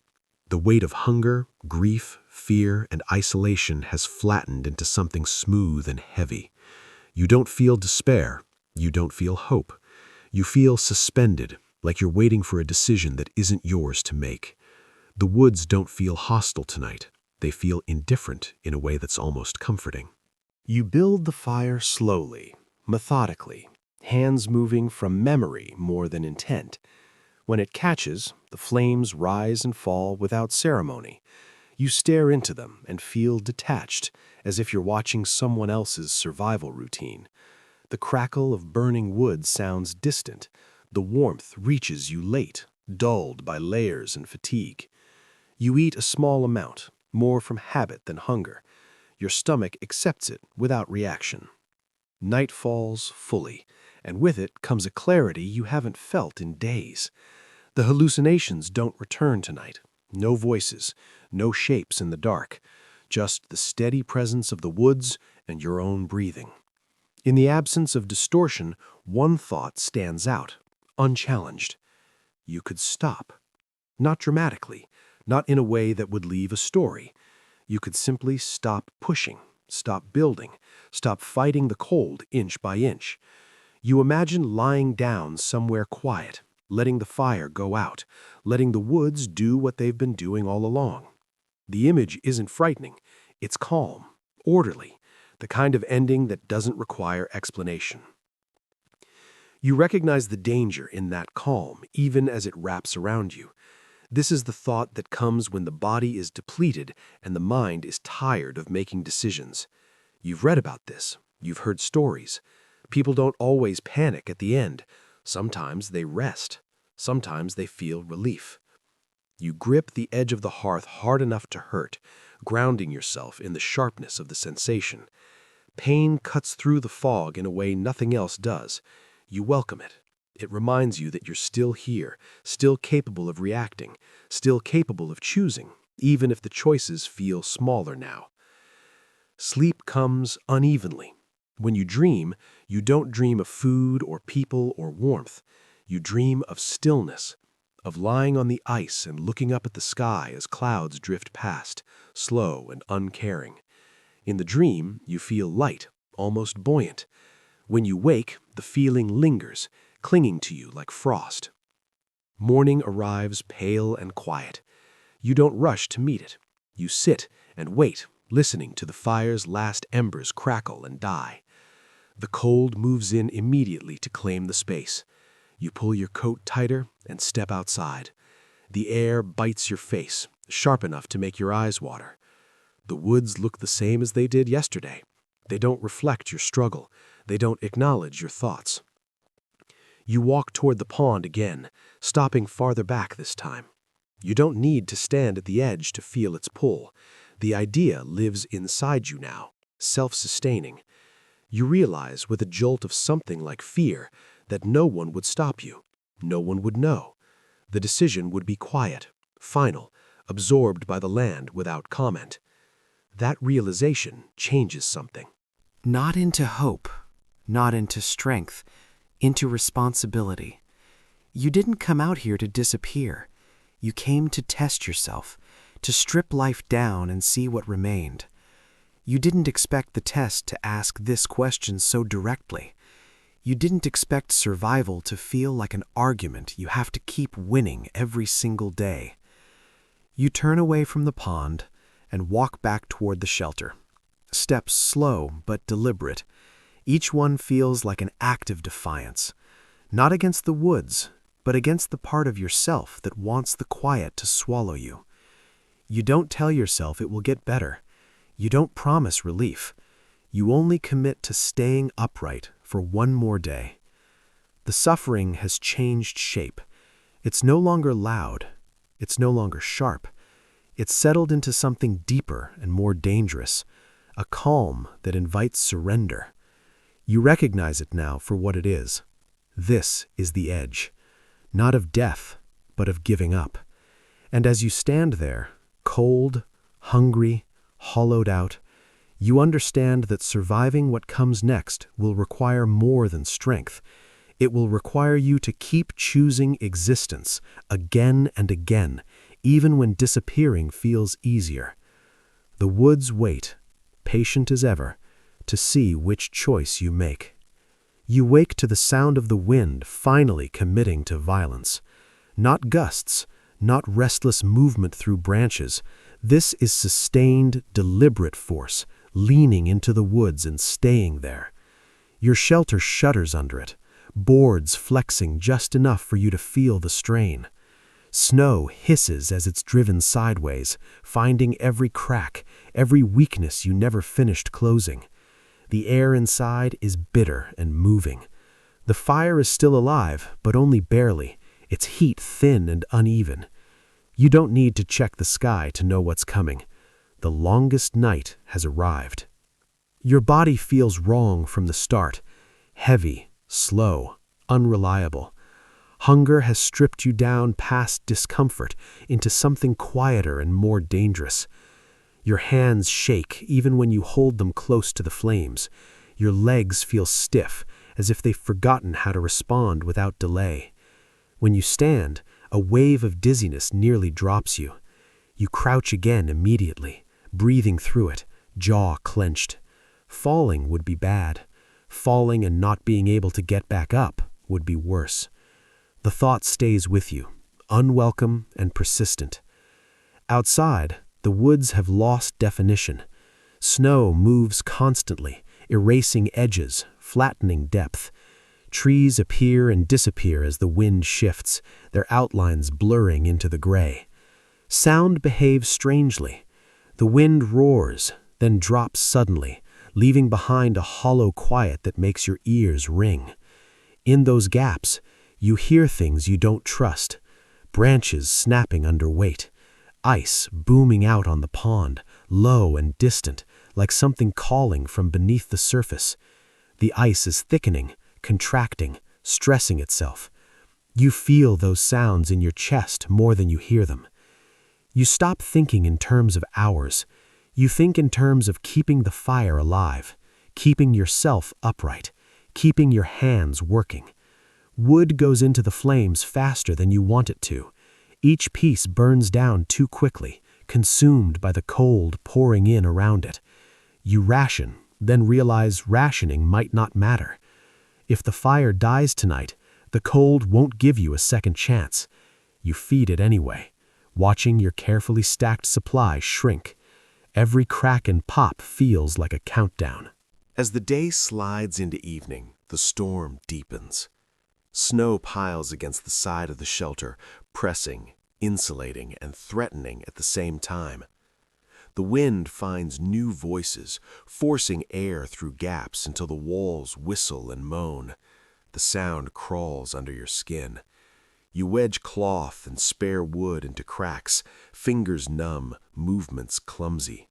The cold steals sensation from you in pieces. First your fingertips, then the sides of your feet. You stamp and flex and curse under your breath, trying to keep blood moving. Your words sound weak in the noise, swallowed almost immediately. You try to eat. You know you need the energy. The food tastes like nothing. It sits heavy in your stomach without giving anything back. You chew mechanically, aware that this might be the last time it matters. That thought doesn't bring panic, it brings focus, a narrowing of attention. You stop thinking about tomorrow. You stop thinking about meaning. There is only the next task, the next decision, the next few minutes. Night arrives without ceremony, dragged in by the storm. Darkness presses against the shelter as hard as the wind does. The fire is everything now. Light, heat, reference point.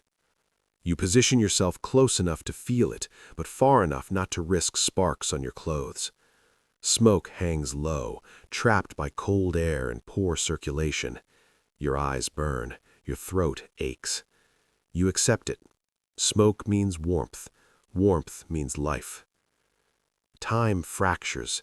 You drift in and out of half-sleep, snapping awake whenever the wind shifts or the fire changes sound. Each time you wake, you have to reorient yourself, remind yourself where you are, what matters. Once you wake convinced the shelter has collapsed, heart racing, muscles tensing for impact that never comes. Another time you're certain the fire is gone and clawed ash and blind panic until you see the faint glow still there. Each scare leaves you weaker, more drained. At some point, exhaustion pushes you toward a dangerous calm. The wind becomes background noise. The cold feels less sharp. Your thoughts slow, smoothing out. You sit too still for too long, staring into the flames as they shrink. A thought surfaces, quiet and reasonable. You could lie down, just for a minute. Rest would help. Rest would feel good. You recognize the thought immediately for what it is, and it terrifies you. You force yourself to move. You stand, legs screaming, vision tunneling. You pace the small space, stamping your feet, swinging your arms. The movement hurts, but pain is better than fading. You add more wood to the fire, even though you know how little you have left. You talk to yourself under your breath, not words of encouragement, just sound, noise, proof that you're still here. Your voice cracks. You swallow and keep going. Then, something changes. The wind drops suddenly, as if someone has turned it off. The silence that follows is immense, unnatural. Snow continues to fall, but without sound, without direction. The woods feel closer than ever. In the absence of wind, you hear the ice clearly now, long, resonant booms traveling across the pond, echoing back from the trees. Each one feels like a warning shot fired beneath your feet, even though you're not on the ice. The world is tightening, contracting. Your fire falters. You add the last of the larger pieces of wood, watching them catch reluctantly. The flames rise, then settle lower than before. This is it. There is no reserve, no margin. You crouch close, hugging your knees, pulling everything in. Your teeth chatter uncontrollably now. Your hands won't stop shaking. You feel the cold probing you, looking for a place to settle in permanently. You think briefly about rescue, about someone arriving, about footsteps in the snow, voices calling your name. The thought fades almost immediately. No one is coming tonight. You know that with a certainty that feels final. This isn't about being saved. It's about whether you can outlast the dark. The hours crawl. You mark time by the fire's behavior, by the way your body responds. Your feet are numb now. Your hands ache deep in the joints. Your thoughts come slowly, thick and sticky. You have to concentrate to remember simple things, your own name, why you're here, what you promised yourself at the pond. You repeat it silently, over and over, like a rope you're holding onto in the dark. At the deepest point of the night, when the cold feels absolute and the sky outside is black and empty, the fire drops to embers. No flames, just a dull red glow. Panic surges, sharp and bright, cutting through the fog. You scramble for scraps, thin pieces, shavings, anything that might catch. Your fingers fumble. You drop one piece and can't feel it when you try to pick it up. You force yourself to slow down, to focus. One spark, then another. Smoke, then finally, flame. The relief is overwhelming. It hits you so hard your knees nearly buckle. You sink back, breathing hard, staring at the fragile light as if it might disappear if you look away. You laugh once, quietly, the sound raw and broken. You're still here. Somehow, against everything, you're still here. The night doesn't ease after that, but you've passed something, a point of no return. The cold remains brutal. The storm leaves its mark, but the edge dulls slightly. The dark begins to thin, imperceptibly at first. You don't notice dawn arriving. You notice the absence of total black. When morning finally comes, it's weak and colorless, filtering in through snow and cloud. The storm has moved on, leaving the world buried and reshaped. The fire is low again, but alive. You are alive. You sit there, unmoving, letting that fact settle in. Your body feels wrecked, your mind feels scraped raw, but you're still breathing, still upright. You step outside slowly, cautiously, as if the world might break if you move too fast. The woods are silent again, stunned by what passed through them. Snow lies deep and untouched. The pond is a solid white expanse, quiet and closed. You feel small standing there, but not defeated. You survived the longest night. Not cleanly, not heroically. You survived it by staying awake when rest would have killed you, by moving when stillness tempted you, but choosing existence minute by minute when the future felt meaningless. The cost is written into your body now, into your weakness, your shaking hands, the hollow behind your eyes. You know this isn't the end. Survival doesn't reset the damage. It just proves you can endure more than you thought. You turn back toward the shelter, moving carefully, deliberately. The woods have tested you, and for now, you remain. But as you step inside, one truth settles in with chilling clarity. If the night like that comes again, you may not have enough left to face it the same way, and the winter is far from over. You wake after the storm with a stiffness that feels permanent, not soreness, something deeper. Your body doesn't reset anymore, it accumulates. Every injury, every night without rest, every calorie burned and not replaced has settled into you like sediment. When you try to stand, your legs hesitate, as if waiting for confirmation that you actually mean it. You lean on the wall longer than necessary, breathing shallow, feeling the tremor in your hands. You made it through the night, but survival didn't come without cost. You can feel the bill coming due. Outside, the world looks altered, smoothed over by snow and quiet. The wind is gone, leaving behind a silence that feels fragile, like it could shatter if you move too fast. The trees stand bowed slightly, carrying the weight of the storm in their branches. Snow slides off now and then with a soft hiss, the only sound for long stretches of time. The pond is a single unbroken sheet of white, no texture, no reflection. It looks finished, closed. You don't approach it. You've learned to respect thoughts that arrive too calmly. Your shelter stands, barely. Snow has drifted against its sides, sealing some of the gaps you never closed. For the first time, it almost feels insulated. The irony isn't lost on you. It took a storm that nearly killed you to make it more livable. You brush snow from the entrance and step out into the cold, squinting against the brightness. The light hurts your eyes. Everything feels louder inside your head, even though the world itself is quiet. You don't work right away.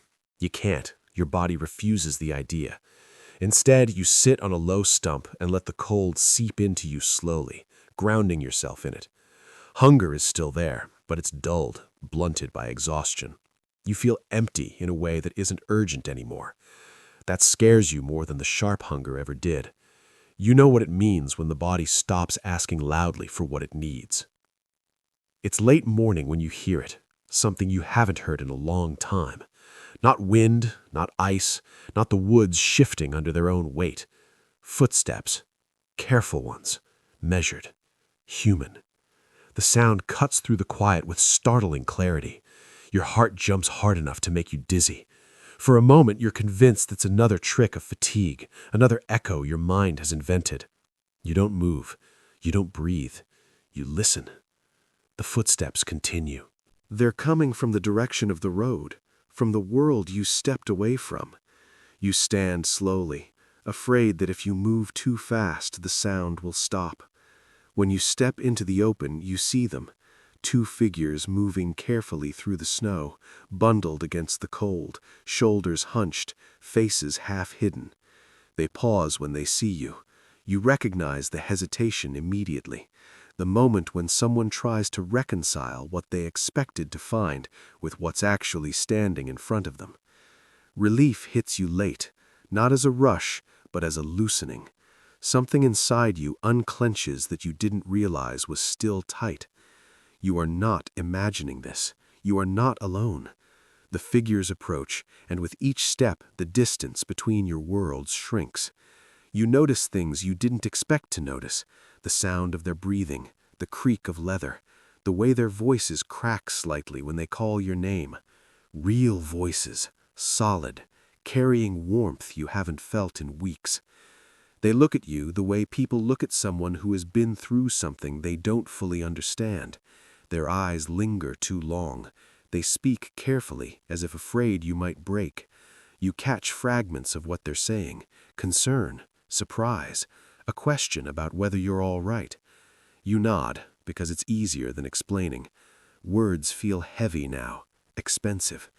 You answer briefly, aware of how hoarse your voice sounds, how thin. You hear it and feel detached from it, as if it belongs to someone else. They brought things, food, a little firewood, not enough to change everything, but enough to matter. The smell alone is almost too much. It hits you fast and hard, making your mouth flood and your stomach twist painfully.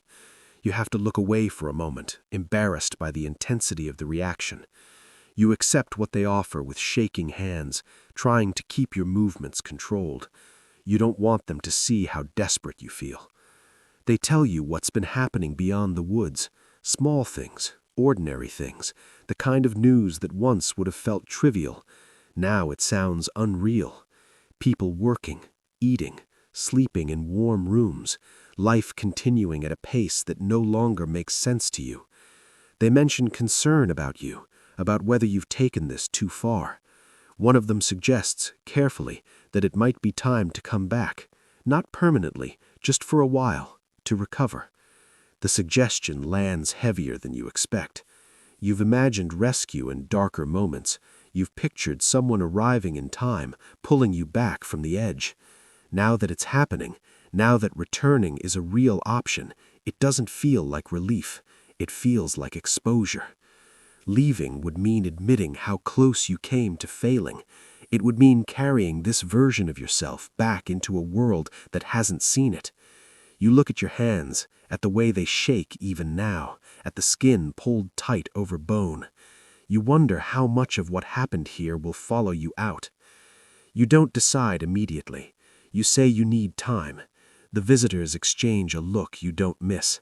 They don't argue. They don't push. They leave the supplies and tell you they'll check again soon. Their kindness feels careful, like they're handling something fragile. When they turn to go, The sound of their footsteps moving away hits you harder than their arrival did. You watch them disappear into the trees, swallowed by the woods that once felt like your chosen boundary. The silence that follows is different now. Not as absolute, not as oppressive. The knowledge that someone else has been here, recently, changes the shape of the quiet. You bring the supplies inside and sit heavily near the fire. When you eat, it's slow and controlled, because you know what happens if you go too fast. Even so, warmth spreads through you in a way that almost hurts. Your hands shake more, not less. Your body is trying to remember what nourishment feels like. As the day passes, you feel something unfamiliar stirring beneath the exhaustion. Not strength, not optimism, awareness. You're no longer fully inside the experiment. The boundary has been breached. People know where you are. They know how bad it's gotten. The isolation that once felt total now feels conditional. That changes things. It brings relief, yes, but also loss. The purity of being entirely alone, for better or worse, is gone. You step outside again in the late afternoon. The light is softer now, filtered through cloud and snow. The woods look the same as they always have, indifferent to the shift happening inside you. You realize, standing there, that you won't experience this place the same way again. The knowledge that you can leave, that someone might arrive, has altered the balance. The edge you walked so close to is no longer theoretical, it's been witnessed. That night, you sleep deeper than you have in a long time, not because you're safe, but because your body finally allows itself to let go. When you wake, it's dark, but the panic isn't there. The fire still burns, your breath is steady, the woods make their usual sounds. You lie there, listening, and feel the weight of the decision pressing in from all sides. Return and carry this with you forever. Stay and risk losing more than you already have. Morning comes slowly. Pale light filters in, revealing the same snow-covered world. You sit up and feel the familiar weakness, but something else is there now too, a sense of distance from it, as if part of you has already stepped back. You think about the faces you saw yesterday, about voices saying your name without distortion, about food that didn't have to be earned with pain. You don't pack, not yet.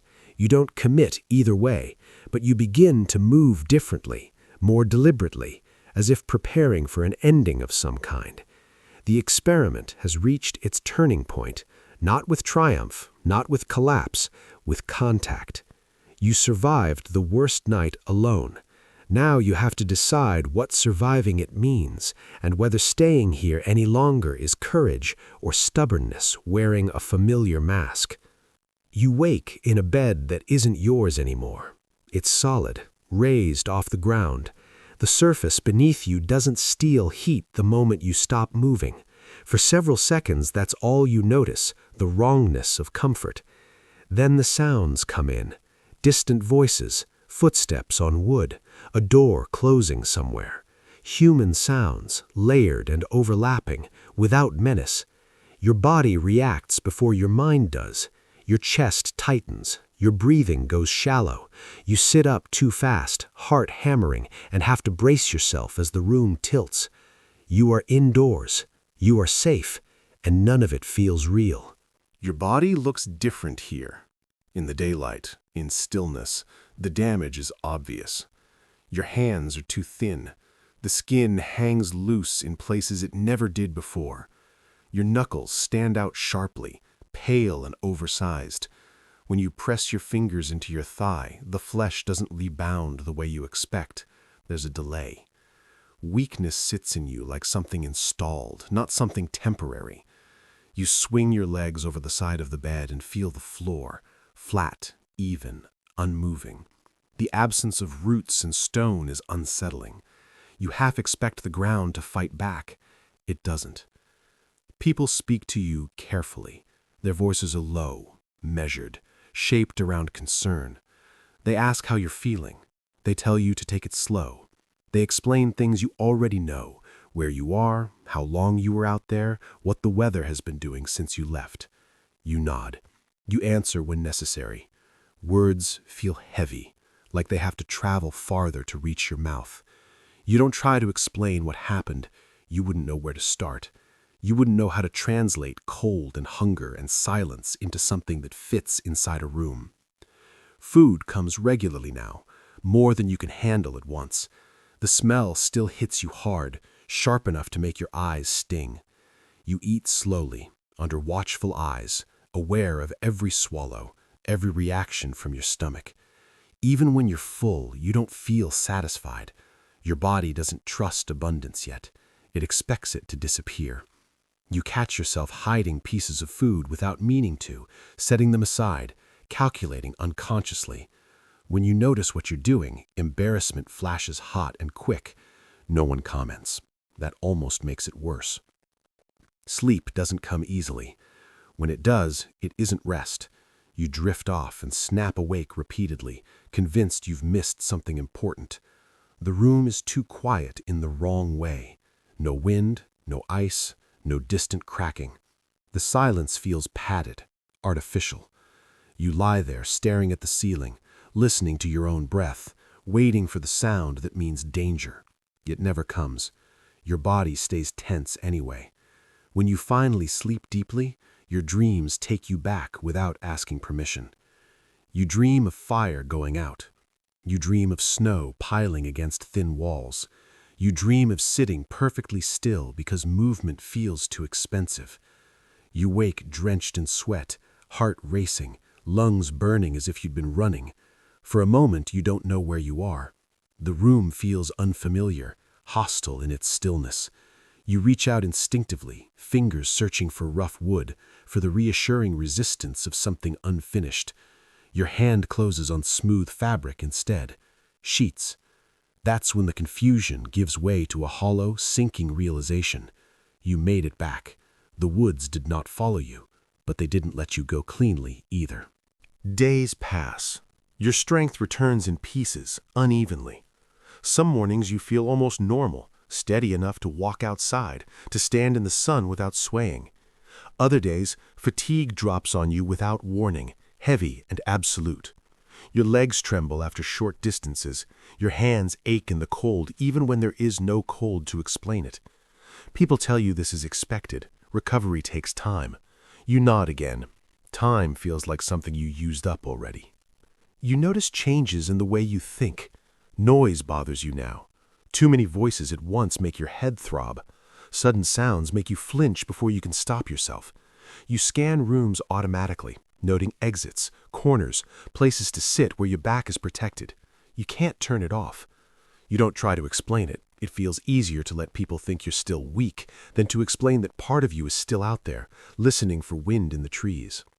When you close your eyes during the day, the pond appears uninvited, flat, white, silent.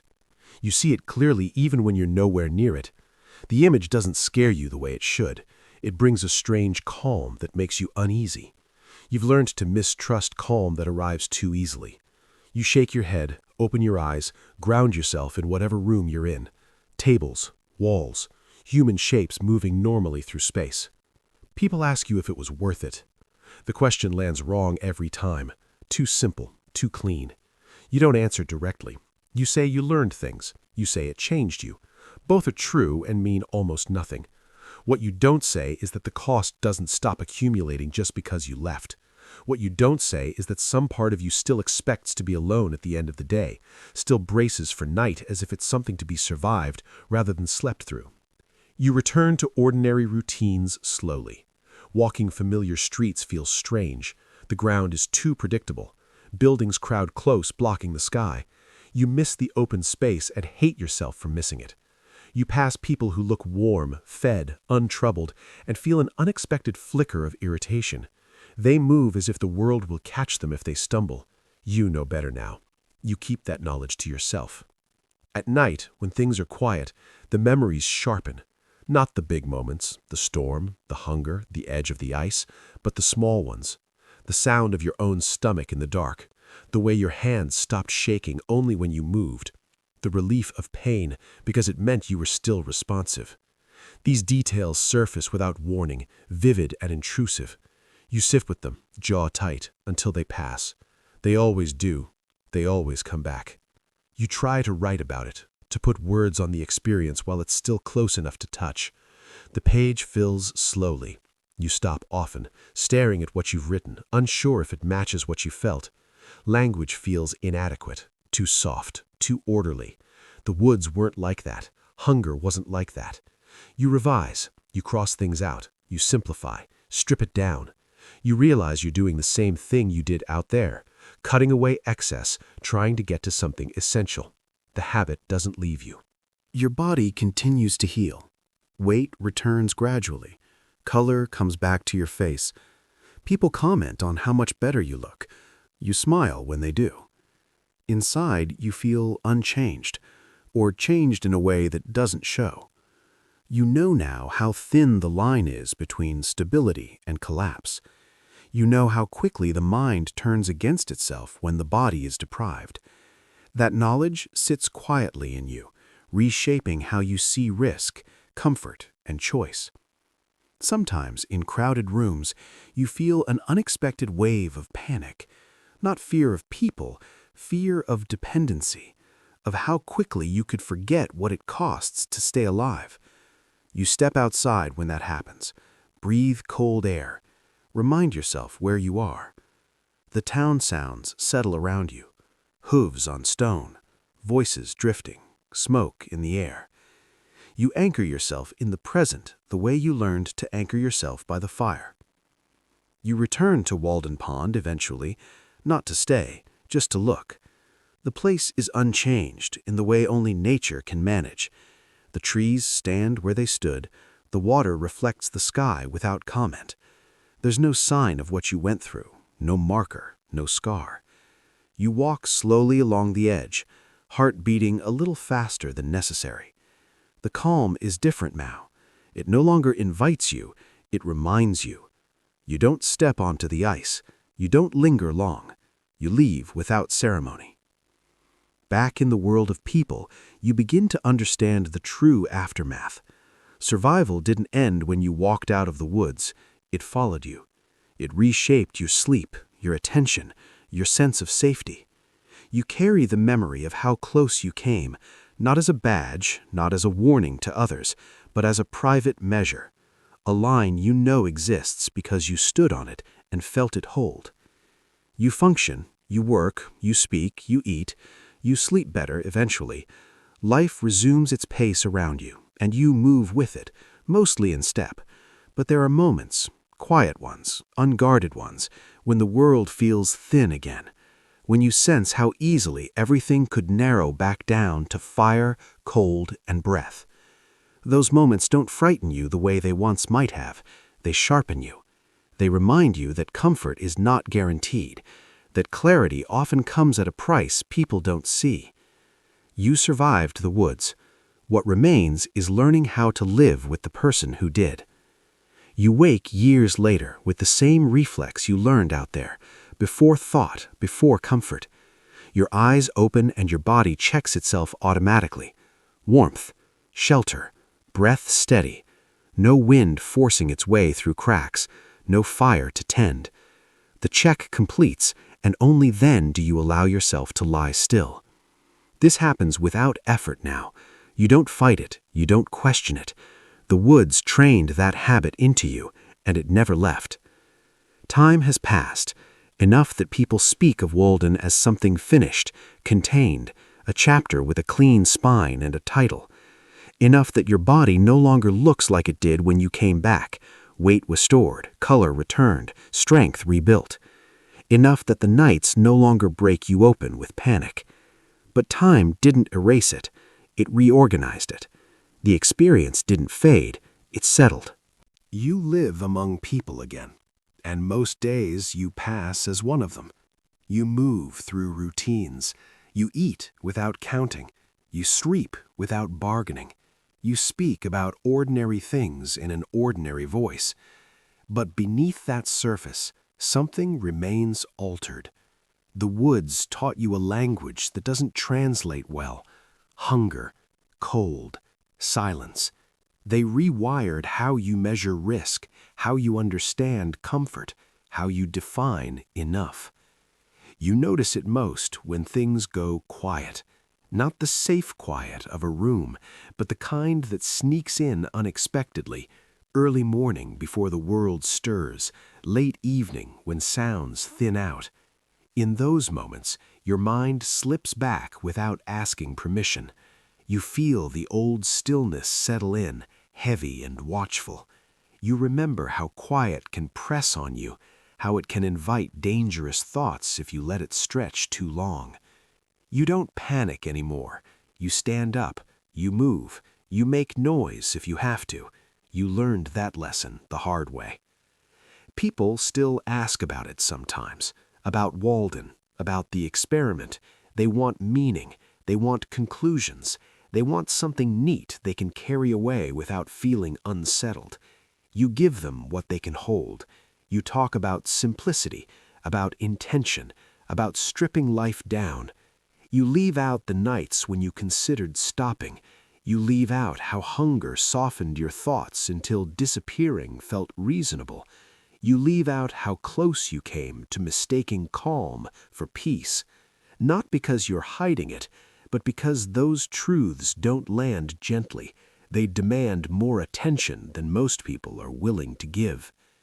You understand now that survival doesn't always announce itself as triumph. Sometimes it looks like damage that didn't quite finish the job. Sometimes it looks like habits you never asked for. Sometimes it looks like a quiet vigilance that never turns off completely. You don't resent that anymore. You respect it. It kept you alive. There are moments, rare but sharp, when you feel the cost most clearly. A winter night when the wind rises suddenly and rattles windows. A meal missed by accident that leaves your body tightening with an old familiar anxiety. A stretch of isolation that lasts just a little too long. In those moments, your pulse quickens, your thoughts narrow, and you recognize the edge immediately. You don't step onto it again. You learned where it leads. You remember the pond most clearly, not as it appears in writing or memory, but as it felt, flat, white, silent, final. You remember standing at its edge with your body depleted and your mind quiet in the wrong way. You remember how easy it would have been to stop there. That memory doesn't haunt you. It anchors you. It reminds you that the line between endurance and surrender can be thin, and that crossing it doesn't always feel dramatic. Sometimes it feels reasonable. Sometimes it feels earned. That knowledge stays with you, shaping how you see other people's struggles, how quickly you recognize exhaustion when it starts speaking softly instead of screaming. You carry the woods with you in subtler ways, too. You waste less. You complain less. You don't romanticize hardship, but you don't fear it the way you once did. You know what your body can survive, and you know where its limits begin to blur. That clarity changes things. It strips away illusions quickly. You see how fragile most systems are, how dependent comfort is on conditions people rarely acknowledge. You don't say this out loud often. You don't need to. The knowing itself is enough. At night, when you're alone with your thoughts, you sometimes replay that longest night, the storm, the failing fire, the slow narrowing of options. Not because you miss it, but because your mind still checks the memory like a scar. It reminds you what vigilance looks like when it matters. It reminds you that staying alive once required minute-by-minute decisions, not grand beliefs. That lesson never stopped being useful. You've learned that trauma doesn't always roar. Sometimes it whispers. Sometimes it arrives as competence, as preparedness, as an unwillingness to assume things will work out. You see it in how you choose seats, how you keep exits in mind, how you wake easily from sleep. These aren't burdens anymore. They're adaptations. The woods demanded them, and now they live in you. You return to Walden one last time, years later, without ceremony or announcement. The place hasn't changed. It never does. The pond reflects the sky. The trees stand where they always stood. There is no marker for what you endured, no sign that the land ever tested you at all. You stand quietly at the edge, hands in your pockets, breathing steady. The calm doesn't invite you anymore. It acknowledges you. That's different. That's enough. You don't stay long. You walk away knowing something you didn't when you first came here. The woods didn't make you stronger in a way that shows. They stripped you down until only essential functions remained, then handed you back to the world, altered. You didn't conquer the wilderness. You negotiated with it. You survived its terms. And survival, you now understand, is not a moment. It's a condition. Back among people, life continues to ask things of you. Choices, compromises, endurance of a different kind. You meet those demands with a steadiness you didn't have before. When things get hard, truly hard, you don't search for inspiration. You search for function, heat, food, rest, breath. You build outward from there. That approach serves you well. It keeps you grounded when others panic. It keeps you moving when stagnation would be easier. You don't regret Walden. You don't glorify it either. It was not a retreat. It was a confrontation with isolation, with deprivation, with the parts of yourself that surface when comfort disappears. You faced those parts and lived. That doesn't make you exceptional. It makes you informed. And information, you've learned, can be heavy, but it's also protective. When people read your words now, they hear intention, philosophy, nature. What they don't hear, what only you carry, is the sound of ice shifting in the dark, the weight of hunger quieting your thoughts, the calm that nearly ended you. Those things don't belong on the page, they belong in you. They remind you what it cost. You live deliberately now, in a way that has nothing to do with isolation. You live deliberately because you know how easily life narrows, because you felt the margin thin to nothing and learned how fast choice disappears when the body fails. That knowledge doesn't burden you, it sharpens you. You survived Walden Pond, not as a symbol, not as a quote, not as a lesson meant to comfort others. You survived it as a human body and mind under pressure, tested until clarity replaced illusion. And the aftermath, the quiet vigilance, the altered calm, the memory that never softens completely, is not a wound. It is the price. And you carry it forward, deliberately, into the rest of your life.